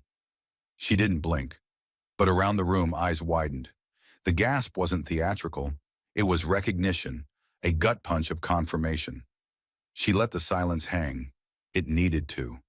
Because too often, facts like these were buried in footnotes or softened in polite conversation. Jasmine had no intention of softening anything. Not tonight. That same year, she continued, steady and deliberate, I met a woman in Dallas, a single mother of two. She worked 12-hour shifts as a home health aide, feeding, bathing, lifting patients, and then cleaned offices on weekends just to make rent. Her voice didn't crack. It deepened. She wasn't describing poverty. She was describing endurance. You know how much he paid? Jasmine paused, letting the weight of the question settle on every shoulder in the room. Then, like a sentence delivered from the bench, she said it. More than Jeff Bezos. There was no rebuttal to that. No chart, no index fund, no free market fable. Just a brutal, naked truth laid bare under the fluorescent lights of national memory. Jasmine scanned the crowd, not to gloat, but to connect. Because she wasn't speaking for herself. She was speaking for every person who had been made to feel small by a system that calls itself free while charging the poor for its freedom. She let that silence work. She let it hold the mirror. And then, with a breath that didn't ask for permission or forgiveness, she dropped the line that turned the room from an audience into a jury. I don't oppose success. I oppose a system that only lets one group succeed. It didn't land like applause. It landed like thunder. The kind that doesn't ask if you heard it. The kind that reminds you something is breaking, and once it's broken, it cannot be unseen. And as Jasmine's final words echoed like a slow-moving wave across the auditorium, the silence began to fracture. Not with rebuttal, but with something far more combustible. Raw, unfiltered reaction. It was as if every seat in Sanders Theater had absorbed too much pressure, and now that pressure was cracking open. The illusion of polite neutrality was gone. In its place, two Americas began to rise. One clinging to the rules that protected it, the other remembering all too clearly the price of those rules. From the front rows, a student stood up, young, confident, dressed in a tailored navy blazer that still had the creases of dry cleaning. His voice sliced through the tension like a protest from the pages of a textbook. Don't kill business incentive! It wasn't just a shout, it was a reflex. The reflex of someone raised to believe that wealth was not only earned, but deserved. And any threat to it was a threat to order itself. A few more students near him nodded in agreement, clapping politely, cautiously, as if they understood they were outnumbered, but still convinced they were right. Risk-takers built this country, another added, voice firmer. His tone wasn't cruel, but it was detached, insulated by theory, untouched by hunger, eviction, or $400 emergencies. To them, Jasmine wasn't describing a broken system. She was shaking the very foundations of the ladder they believed they were climbing. But from the back, the room answered back. Tax the rich. One voice rose, hoarse, weathered, unpolished, and didn't ask for the floor. It took it. Then another joined, and another. The words didn't echo. They collided, breaking across the walls like storm waves against stone. Tax the rich. They weren't chants. They were verdicts from people who had waited too long for someone to finally say what they lived. A delivery driver stood, uniform still stained from a double shift. A nursing student clapped so hard her wrist turned red. A retired teacher wiped her eyes not because she was sad, but because, for the first time in years, someone on that stage had told the truth. And then the camera turned, stage left, row 7. A woman, mid-50s, gray in her hair, hands trembling in her lap like she was trying to steady herself against a memory too big to swallow in public. Her name would appear on screen seconds later, but in that moment it was her silence that screamed. She wasn't clapping. She wasn't chanting. She was crying, slowly, quietly. Her tears rolled down like testimony, like confession, like a wound reopening in the light of a truth no one had spoken until Jasmine did. Her name, Linda Martinez. And on the screen, in white text over black, evicted 2019, owed $2,147 in property taxes. Amazon received $129 million in federal tax credits that same year. No applause. No questions. No counterpoints. Because for a moment, no one in that room was watching a debate anymore. They were watching a reckoning. And that reckoning had a face, and that face was crying.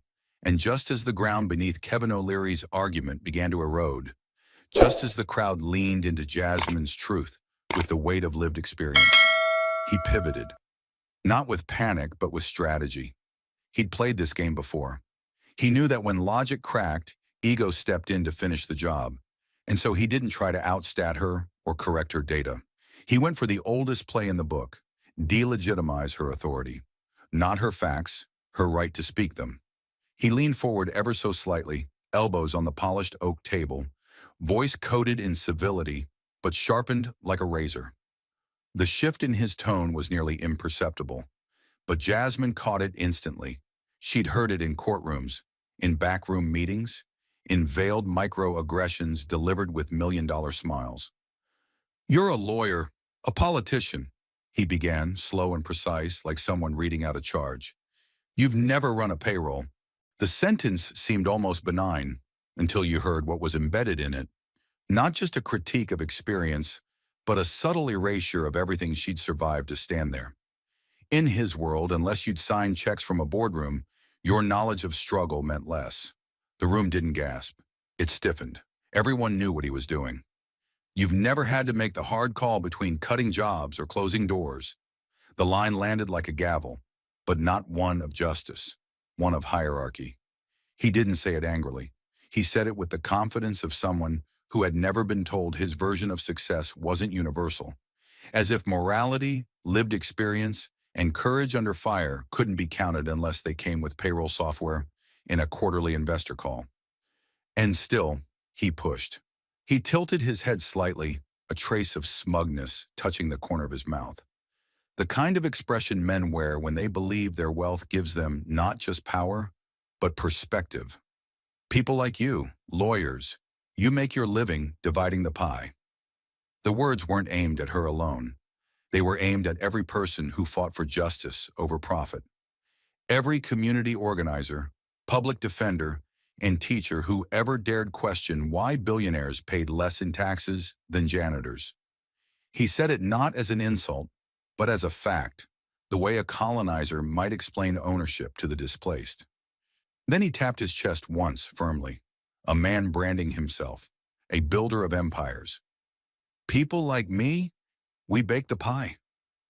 That line was rehearsed, delivered like a line from a keynote speech at an investment summit. It dripped with self-congratulation, as if Amazon warehouses were temples, as if the pie wasn't already baked by underpaid hands and stolen labor. Kevin didn't just believe the metaphor, he weaponized it, because in that moment, he wasn't debating tax codes. He was defending entitlement, coded in the mythology of entrepreneurship. The audience was quiet, but not in agreement. It was the kind of silence that comes not from awe, but from offense so deep it demands stillness, a stillness that waits, that records, that judges silently. And then he delivered the final cut, masked as a casual observation, but honed to draw blood. "You speak like a theorist," he said with a smirk, "not a capitalist." He let the words linger. He wanted them to hurt, not because they were loud, but because they were meant to strip her of value, in a single sentence. What he didn't say spoke louder than what he did, that her knowledge wasn't valid because it came from advocacy, not acquisition. That surviving poverty, confronting power, dismantling systemic injustice meant less than spreadsheets and shareholder reports. He wanted her to feel lesser. But Jasmine didn't blink, because this wasn't the first time someone had questioned her qualifications without ever reading her resume. It wasn't the first time someone had confused profit with intelligence, and it wasn't the first time someone had tried to shame her for not belonging to a club she never asked to join. And just as Kevin's final jab, "You speak like a theorist, not a capitalist," hung smugly in the air, Jasmine let it linger. She didn't flinch. She didn't fire back. Instead, she did something far more devastating. She smiled, not the smile of someone amused, but of someone who sees the trap you just walked into, and already knows how to spring it. She leaned forward slightly, eyes locked on Kevin's, her voice calm, almost amused in its precision. "You just told the truth," she said softly but with unmistakable edge. "You just admitted that success in your world doesn't come from brilliance. It comes from the rules. And those rules were written for you." There was a murmur in the crowd. No shout, no chant, just the subtle gasp of people hearing something they'd always suspected finally confirmed on live television. Jasmine didn't blink. She wasn't done. "You didn't outwork the working class, Mr. O'Leary. You outlawyered them," she said. You hired the best accountants, the best lobbyists. You played a game where the scoreboard was designed by people who look like you, for people who live like you. Then she raised her hand and held up 3 fingers, measured, methodical, unshaking. Her tone didn't change, but the tension in the room dialed up like a pressure valve snapping. Let's talk about how the wealthy really avoid paying their share.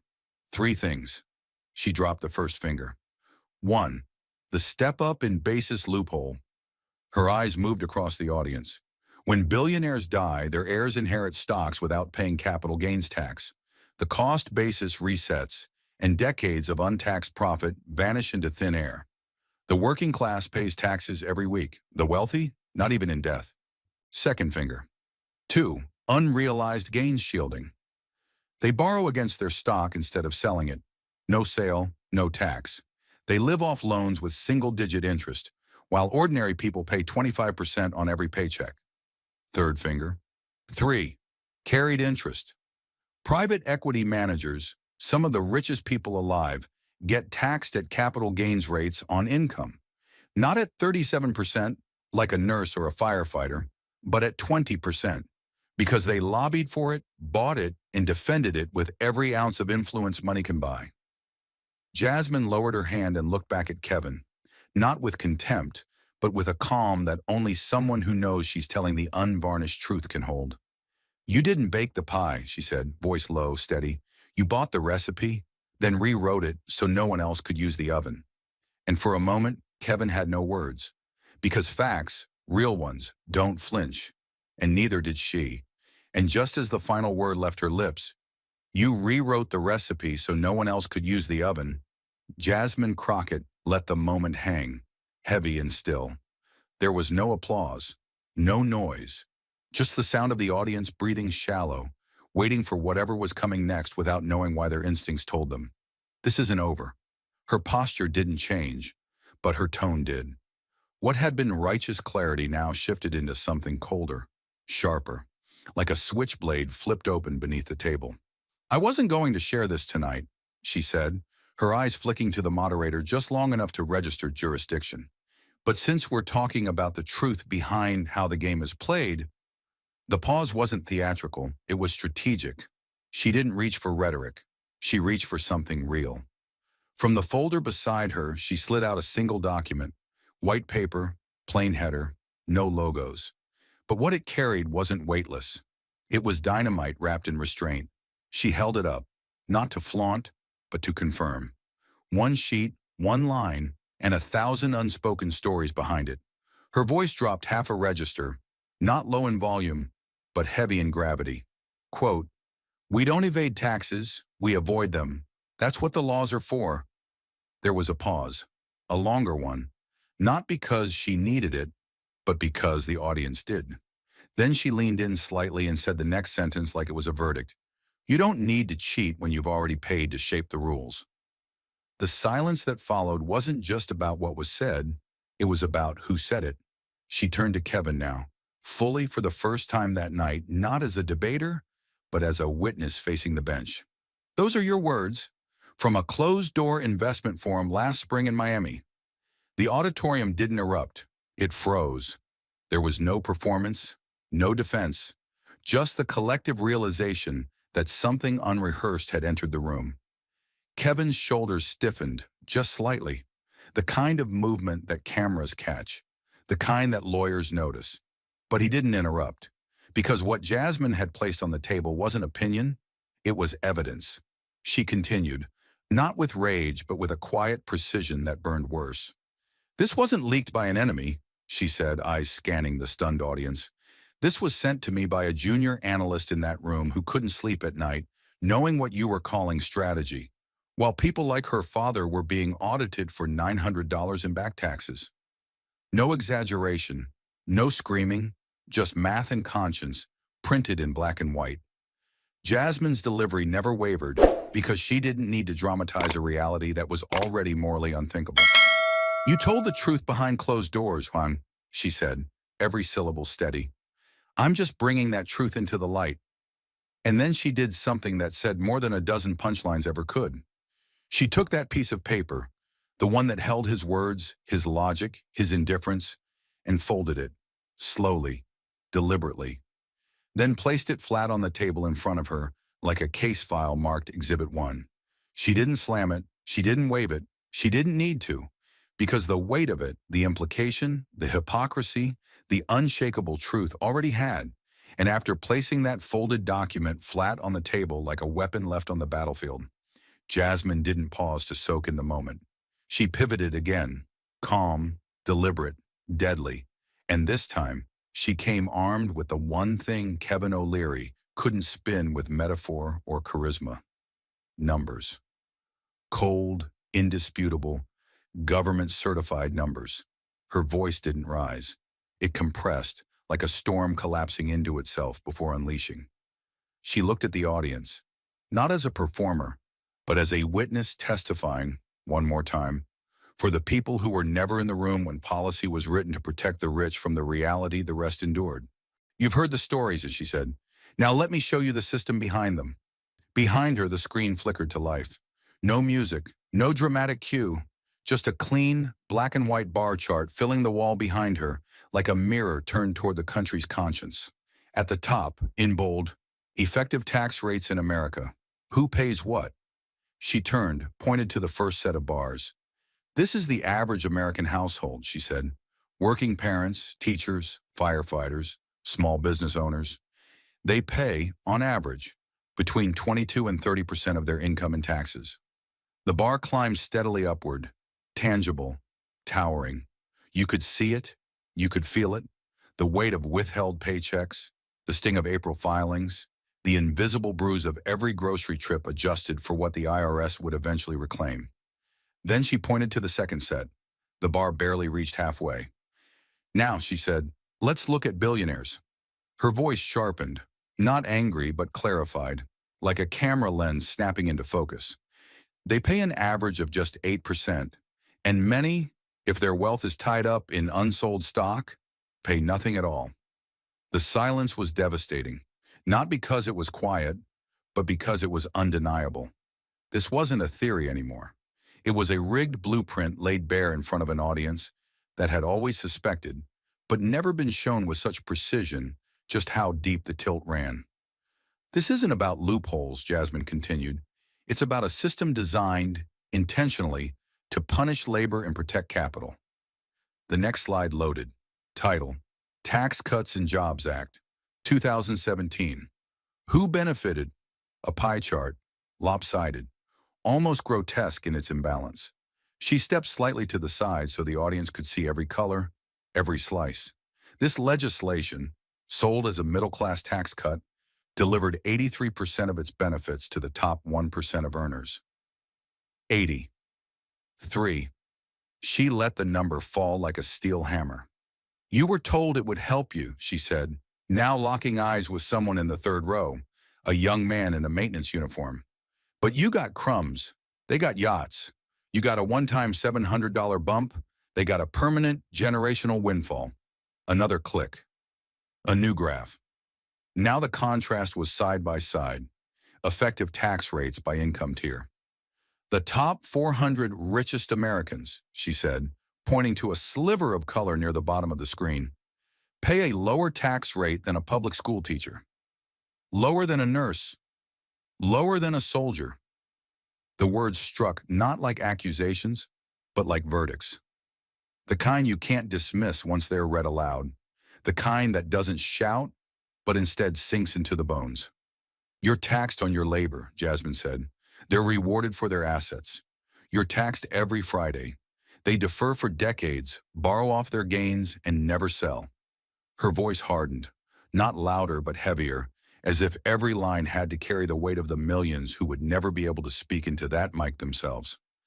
"Tell me," she said, her tone now sharper, slicing through the air like glass, "how do we call that freedom?" She turned slightly to the moderator, calm, clear, with the ease of someone who no longer needed to prove anything, but who still understood the gravity of being the only person willing to say it in front of the cameras. "This is not a debate over math. This is a debate over morality, over power, over whether fairness is still something this country values, or just something we pretend to promise every 4 years? She looked at the chart once more, then slowly turned it off. The screen behind her went black. No flourish, no slogan, just silence. And in that silence, the truth finally had the room to breathe. And as the screen behind Jasmine faded to black, and the last graph dissolved like a fading echo of injustice exposed, the room didn't breathe. It tightened. The silence that took over was no longer about hesitation. It was stunned recognition, the kind that settles in the gut. Jasmine stood still, her hands gently clasped on the table, not to restrain herself, but because she knew what it meant to wield truth and let it land fully before anyone dared to speak again. And then, Kevin O'Leary finally spoke. But the power in his voice was gone. The certainty that had laced every metaphor, every smug anecdote, had cracked. What came out now wasn't defiant, it was procedural, hollow. His tone tried to imitate the voice of reason, but instead, it echoed like someone trying to read a manual while standing in a burning building. "I follow the law," he said almost softly. His gaze scanned the room but didn't land anywhere. He reached toward his glass of water, but didn't lift it. "If the law is broken, change the law." That was it. A shrug of responsibility. A line so smooth it almost sounded noble, until you realize what it really was. A confession that hiding behind the law is what the powerful do best. A few murmurs bubbled in the back. One audience member near the stage scoffed audibly. Jasmine said nothing, her silence now a tactic sharper than any rebuke. She didn't need to interrupt. The moment was unraveling on its own. And then, from the balcony, it happened. "And who paid to write that law, Mr. O'Leary?" It wasn't shouted, it was launched. Director, searing. The kind of question that didn't ask for an answer so much as reveal its absence. Heads turned, all eyes scanned upward. A student, dark blazer, worn jeans, fire in his face, stood tall among a row of stunned classmates. He didn't flinch. His voice rang again, firmer this time. "Tell us, who bought that tax code?" The silence that followed wasn't awkward. It was palpable, because no one needed to say what everyone already knew. There was no mystery about how laws are shaped in America. There are lobbyists with seven-figure retainers. There are tax attorneys who write policy drafts. There are fundraisers hosted not in campaign halls but in penthouses. And at the end of every bill, buried deep in the fine print, was a name like Kevin's, with fingerprints too expensive to trace. Kevin didn't respond. He couldn't. There were no metrics for this moment. No chart to hide behind. No abstract theory to deflect the question's weight. He looked down briefly, adjusted his cuff, then sat back. And that in itself was the answer. Then the room shifted. Not gradually, viscerally. One clap, then two, then 10. It was slow, like thunder rolling in from the edge of a broken sky. And then the chant began. First low, almost whispered, "We want change." It didn't come from the activists. It didn't come from the politicians. It came from the people, the crowd that had, until this point, merely observed. And suddenly they weren't watching a debate anymore. "We want change." Stronger now, unified. "We want change." It grew. From every row, from every corner of the room, a wall of sound, not rehearsed but released. From years of working 2 jobs and still owing taxes. From decades of watching billionaires buy outcomes while schools beg for supplies. From knowing that follow the law is only noble when the law wasn't written to protect you from justice.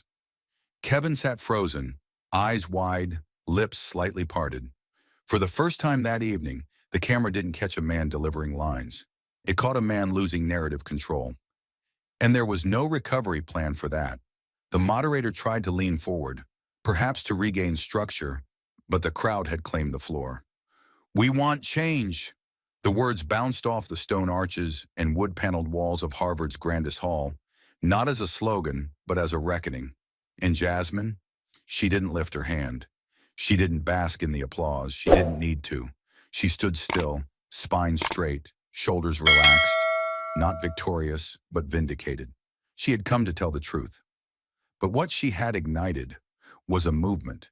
And as the chant, "We want change," rolled through the historic wood-paneled walls of Sanders Theater like thunder trapped in a cathedral. Jasmine didn't rush to speak. She stood at the center of the storm she had summoned, grounded, steady, letting the sound settle like dust after a demolition. She had watched it happen in real time, the shift from debate to revelation, from argument to awakening. And now, with the room holding its breath once again, she moved, not toward her opponent, not toward the moderator, but toward history. Slowly, she turned toward the one unblinking eye that had captured everything, the camera. Its tiny red light blinked, unassuming to most, but Jasmine knew better. That light was a gateway, that lens, a witness. It didn't just record, it remembered, and she was about to give it something that couldn't be edited out or softened in post. She met its gaze directly, her posture composed, her voice neither elevated nor theatrical. No flourish, no preamble, just truth, quiet and deadly. If our tax system demands that a nurse pays more than a billionaire, the words landed without resistance, as if the very air had been waiting to carry them. Then it's not taxation, it's surrender. She didn't blink. She didn't flinch. She didn't move. Because she didn't have to. It was a line sharpened by every injustice she'd seen, every IRS letter she'd helped constituents decode, every congressional report she'd read with fury clenched behind her teeth. It was the line for every teacher who paid more than a hedge fund manager, every single mother who filed early only to owe anyway, every warehouse worker whose employer received subsidies while their own rent rose faster than their wages. It wasn't a slogan, it was an indictment. And the room, just moments before boiling with chance, froze. Entire rows of people who had been standing with fists in the air now stood with hands lowered, hearts full, eyes wide. The stillness was reverent but not silent. It hummed with something deeper than applause. Behind her, the screen still glowed faintly with the last slide. Bars of blue and red. High taxes for the middle class. Low for the elite. Nothing needed to be said. The data had already told the story. Jasmine had simply spoken its consequence. Then the camera cut. For a split second, the feed showed Kevin O'Leary. He wasn't fidgeting anymore. He wasn't adjusting his cufflinks or preparing another polished line.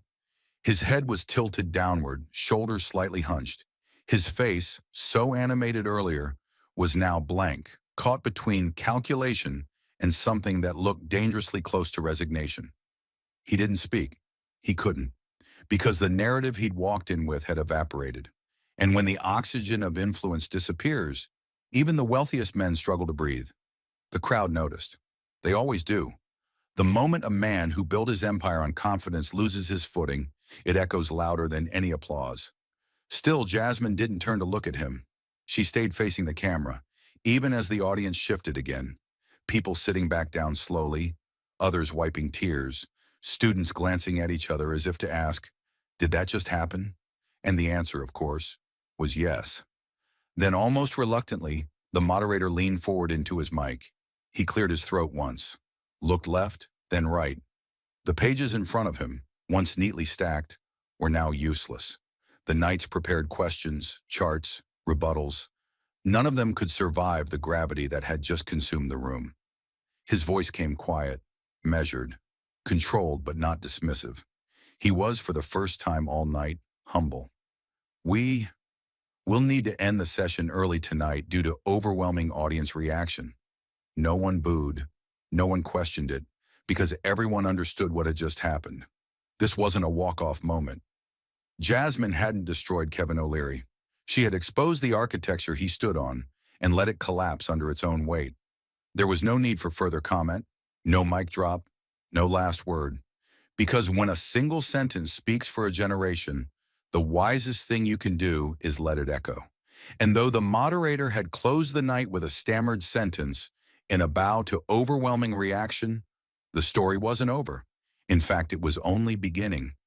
Because as the audience filtered out, some in tears, others in stunned silence, dozens of phones were already glowing, fingers trembling as they tapped record, save, send. Jasmine's words hadn't just echoed in the chamber. They had detonated across a country wired for outrage and hungry for truth. And by the time she stepped off that stage, the digital world had already begun to burn. Within minutes, the first clip hit Twitter. Raw footage, shaky camera, no graphics. Just her voice, clear, grounded, unflinching, as she turned toward the camera and said it, "If our tax system demands that a nurse pays more than a billionaire, then it's not taxation, it's surrender." The caption was simple, 5 words. She said what needed saying. By the 20-minute mark, the video had crossed 2 million views. By the hour, it was stitched into TikToks by nurses in break rooms, veterans in wheelchairs, and high school seniors holding FAFSA rejections in one hand and fast food aprons in the other. They added music, added fire emojis, added hashtags that spread like sparks on a dry forest floor. Surrender is not justice. Jasmine was right tax truth bomb. But it wasn't just virality, it was velocity, because each clip came with a story. A woman in Detroit overlaying Jasmine's words over her eviction notice, a teacher in Phoenix replaying the carried interest breakdown next to her student loan debt, a firefighter in Ohio showing the graph of effective tax rates while holding a W-2 soaked in sweat. The most viral moment wasn't the charts or the takedown. It was when the clip cut to Kevin O'Leary, silent, head down, after Jasmine's fatal line. One tweet nailed it perfectly. "You just watched a billionaire get defeated by receipts, not rage." Newsrooms scrambled. What had been scheduled as a typical economic policy debate had exploded into a national referendum on fairness. CNN aired a 2-minute segment called "The Line That Broke the Room." Fox News tried to spin it as anti-business rhetoric. But even their viewers were posting clips with comments like, "I don't like her politics, but damn, she's right." On Reddit, the top post on Our Politics simply read, "She didn't raise her voice, she raised the bar." Celebrities jumped in. Mark Ruffalo retweeted the Miami quote Jasmine exposed, captioned, "This is why the working class pays while the yacht class sails." Even Rihanna from the other side of the world posted a clip of Jasmine's surrender line with 3 words. "Say it louder, Queen." But behind every repost, behind every soundbite sliced into Instagram reels and looped into Twitter threads, there was one simple, unshakable truth. Jasmine Crockett hadn't gone viral because she screamed. She'd gone viral because she refused to be silent. And in a world where silence had become policy, that refusal wasn't just radical, it was revolutionary. And as Jasmine's words flooded screens across the country, looped, shared, dissected, worshipped, the impact moved beyond likes and retweets. Something real ignited. Not just awareness, not just outrage, but action. Because while the algorithms amplified her voice, one organization in particular listened and refused to let it become just another moment lost to the scroll. Within 72 hours, a national nonprofit known as Equal Future launched a campaign that would bear her fingerprints and her fire. Tax justice now. Their announcement wasn't flashy. It didn't need to be. The press release was just 5 sentences long and began with a line that felt like a drumbeat beneath Jasmine's echo. "We will no longer subsidize billionaire silence with working-class sacrifice." The campaign's goal was as sharp as it was uncompromising: force federal review of loopholes exposed during the debate and demand real-time public tax transparency for the top 1%. No more shadow lobbying. No more 400-page tax filings buried in legal armor. They wanted change, and they were naming names. Within a day, the campaign's microsite crashed from traffic. They weren't just flooded with donations. They were flooded with stories, hundreds of thousands of them. People writing in from gas stations, hospital break rooms, farms, mechanic shops, public libraries, prisons. People who had been audited for $47 while billionaires bought entire counties in stock buybacks. People who had lost homes, lost hope, lost faith, until one woman in a crimson suit on a Harvard stage looked into a camera and said, "This isn't taxation, it's surrender."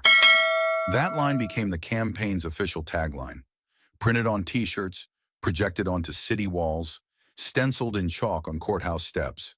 Protesters began showing up outside IRS regional offices wearing shirts that read, "I am the nurse." But the most striking visual came from Chicago, where Equal Future organized a silent march through the financial district. Over 2,000 people walked single file, each holding a placard. On one side, the amount of income tax they paid last year. On the other, the amount Jeff Bezos reportedly paid in 2018. Zero versus thousands. No slogans, no yelling, just the math. And in that silence, every step sounded like a verdict. Back in Washington, lawmakers, startled by the campaign's speed and scope, began to scramble. Some issued cautious statements. Others requested hearings. But Equal Future wasn't waiting. They had already drafted a legislative proposal, the Crockett Transparency Amendment, calling for mandatory public disclosure of effective tax rates for anyone with a net worth exceeding $50 million. It wasn't just symbolic, it was strategic. Because for the first time in decades, the demand for tax reform wasn't coming from behind a desk. It was coming from below it.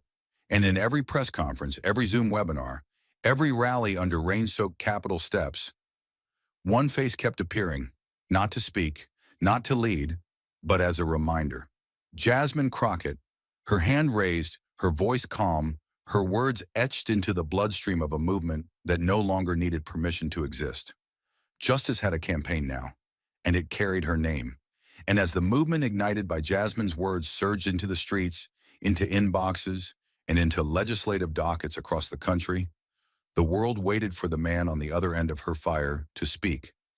He had been silent since the moment the cameras caught him, shoulders low, eyes down, defeated not by shouting, but by truth wrapped in receipts. But 24 hours later, under the softer lights of a studio designed to flatter and defend, Kevin O'Leary reemerged, not in a courtroom, not in the public square, but on Fox News primetime, seated in a leather chair before an anchor, who introduced him not as a man who lost a debate, but as a man targeted for telling the hard truths. His suit was darker than usual, almost funereal, but his voice was polished to perfection. There was no stumble, no hesitation, only the measured defensiveness of a billionaire trying to wrestle back a narrative he no longer owned. He leaned in slightly toward the host, adjusted his lapel, and said it with a rehearsed steadiness that tried to mask the undercurrent of bruised ego. "I didn't lose. I just wasn't given the full chance to speak." He smiled faintly, like someone telling a joke that wasn't meant to be funny. "You saw what happened. The crowd got emotional. The moderator ended it early. But if I had been allowed to finish, if I had been given time to explain the full logic behind wealth incentives and tax structuring, things would have looked very different." The host nodded sympathetically, but even the audience watching at home could hear the strain in his voice. He wasn't speaking from strength. He was speaking from damage control. Because the internet had already memed the moment he lowered his eyes. Because every major outlet was running Jasmine's quotes on loop. Because his own silence had gone viral. And silence, unlike sound, couldn't be spun. Still, Kevin pressed on, trying to frame himself as the misunderstood adult in a room of populist hysteria. "Look," he said, gesturing with open palms, "it's easy to stir a crowd with emotion. It's harder to talk about long-term economic stability. No one wants to hear about capital flow and liquidity ratios when they're angry about taxes. But the truth is, we need entrepreneurs. We need investment. If we punish wealth creation, we'll regret it, whether they cheer for it now or not." He said the last part with the faintest smirk, as if daring the backlash to come again. But it already had. And the people watching? They weren't angry because they didn't understand capital flow. They were angry because Kevin O'Leary was trying to wrap injustice in jargon, and Jasmine Crockett had already torn the wrapping off. The segment ended without fireworks. No one yelled. No one debated. Just one man sitting in a friendly studio, speaking in defense of a system that no longer felt defensible. But outside that studio, the world was no longer listening to billionaires explain themselves. They were listening to the people who had never been allowed to speak at all, and Jasmine had already shown them how. And while Kevin's rebuttal dissolved into the white noise of cable news talking points and neatly edited headlines, Jasmine's words did not fade. They spread. They pulsed in the nation's bloodstream, carried not by outrage but by recognition. Recognition that something sacred had been violated, not once, but relentlessly, across paychecks, across zip codes, across generations. And what she ignited that night in a chamber of intellect and tradition wasn't a political argument.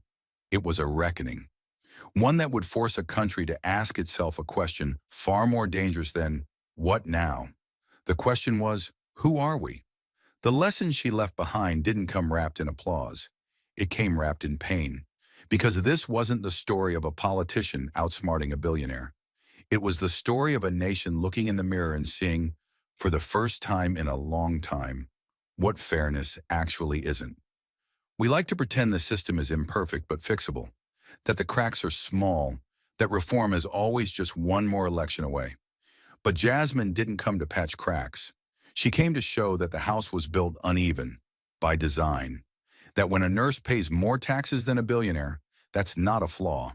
That's a feature of a system rigged to reward proximity to capital, not proximity to community, care, or consequence. The lesson, then, is as brutal as it is necessary. America is not broken.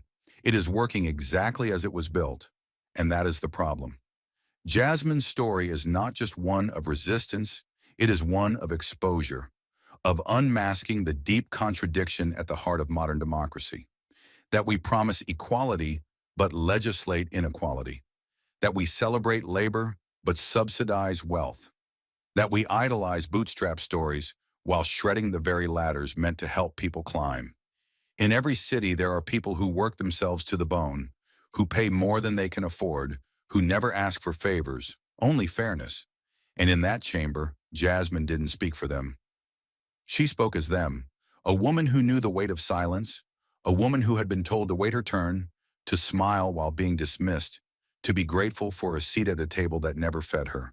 And when her moment came, she didn't posture. She didn't rage. She revealed, that is the human lesson, that the most dangerous thing you can do in a society built on imbalance is to tell the truth calmly, in public, with proof. Because in a world designed to exhaust and confuse, clarity is not just rare, it is revolutionary. And in that moment, with one hand on the microphone and the other on a stack of documents the powerful hoped would never see light, Jasmine Crockett did the most radical thing imaginable. She refused to lower her voice. Her lesson was not about economics. It was about dignity, about what we tolerate in our policies because we've been trained to expect so little, about the lie that says fairness is a zero-sum game, that for someone to rise, someone else must fall. She shattered that illusion. She made it impossible to look away. And what followed wasn't just political energy, it was moral energy, a shift, a spark, a moment of radical coherence in a country addicted to contradiction. The lesson is this: you cannot shame people into silence once they have been shown how deeply the system depends on their silence. You cannot put the genie of truth back in the bottle once someone has said, clearly and calmly, this isn't taxation, it's surrender. And so the lesson becomes our burden now. To remember that change is not just policy, it is personal. It is the quiet rage of someone double-checking their pay stub.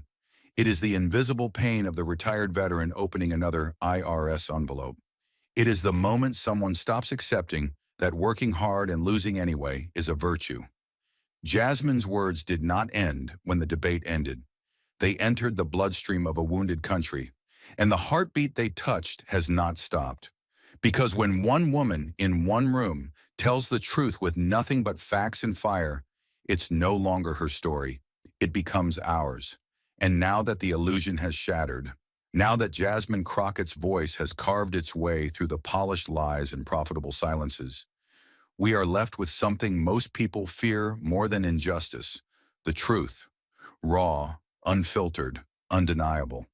And the truth is this: we have been complicit. Not because we're bad, not because we're blind, but because the system was designed for us to feel tired, to feel small, to feel powerless, to believe that as long as we obey the rules will somehow protect us. But Jasmine stood in the eye of that storm and said, no more. And now that she has, we cannot unsee what we've seen. We cannot unknow what we know. And more importantly, we cannot do nothing. This isn't the time to tweet sympathy and scroll away. This isn't the time to whisper in echo chambers. This is the time to rise, slowly, reluctantly, fiercely. Because Jasmine's fight wasn't personal, it was structural. And the only way to answer a system built on silence is with action that will not be ignored. We must begin where it hurts, in our own assumptions. That the wealthy pay their share, that the law is neutral, that if we just work harder, the system will notice. Jasmine pulled back the curtain on those myths with surgical precision, and what she revealed wasn't chaos. It was clarity. Clarity that our tax code isn't broken.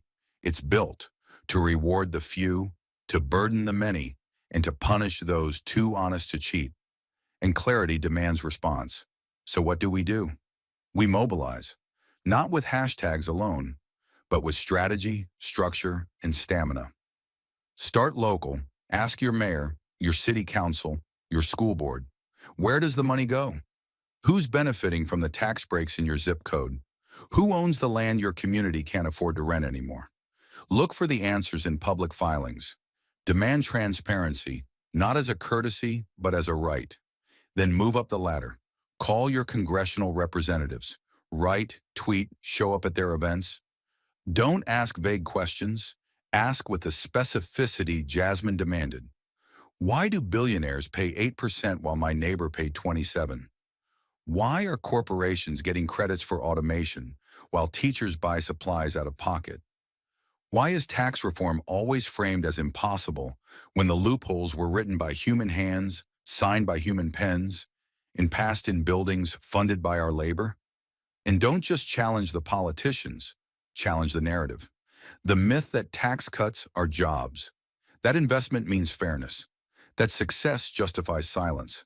Jasmine showed us that the real battleground isn't policy, it's perception.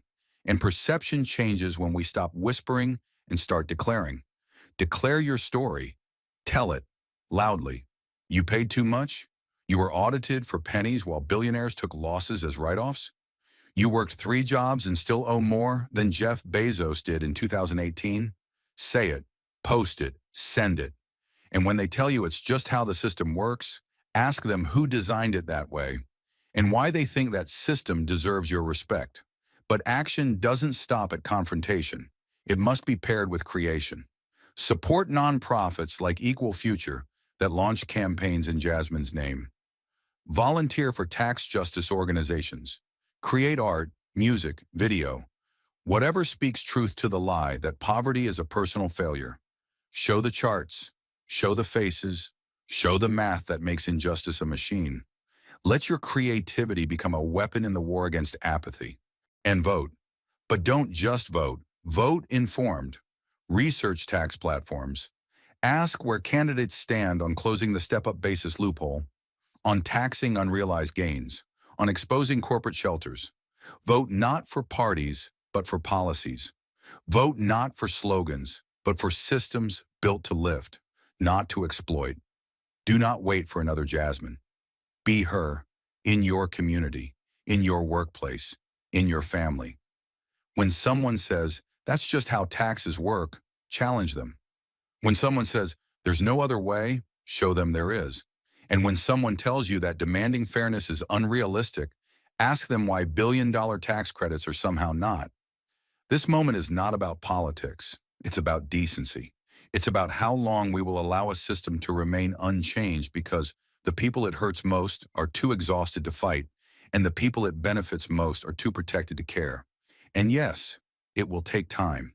Yes, it will take failure. And yes, you will be called angry, radical, idealistic. Wear those words like armor, because if you are not radical about justice, you are upholding injustice.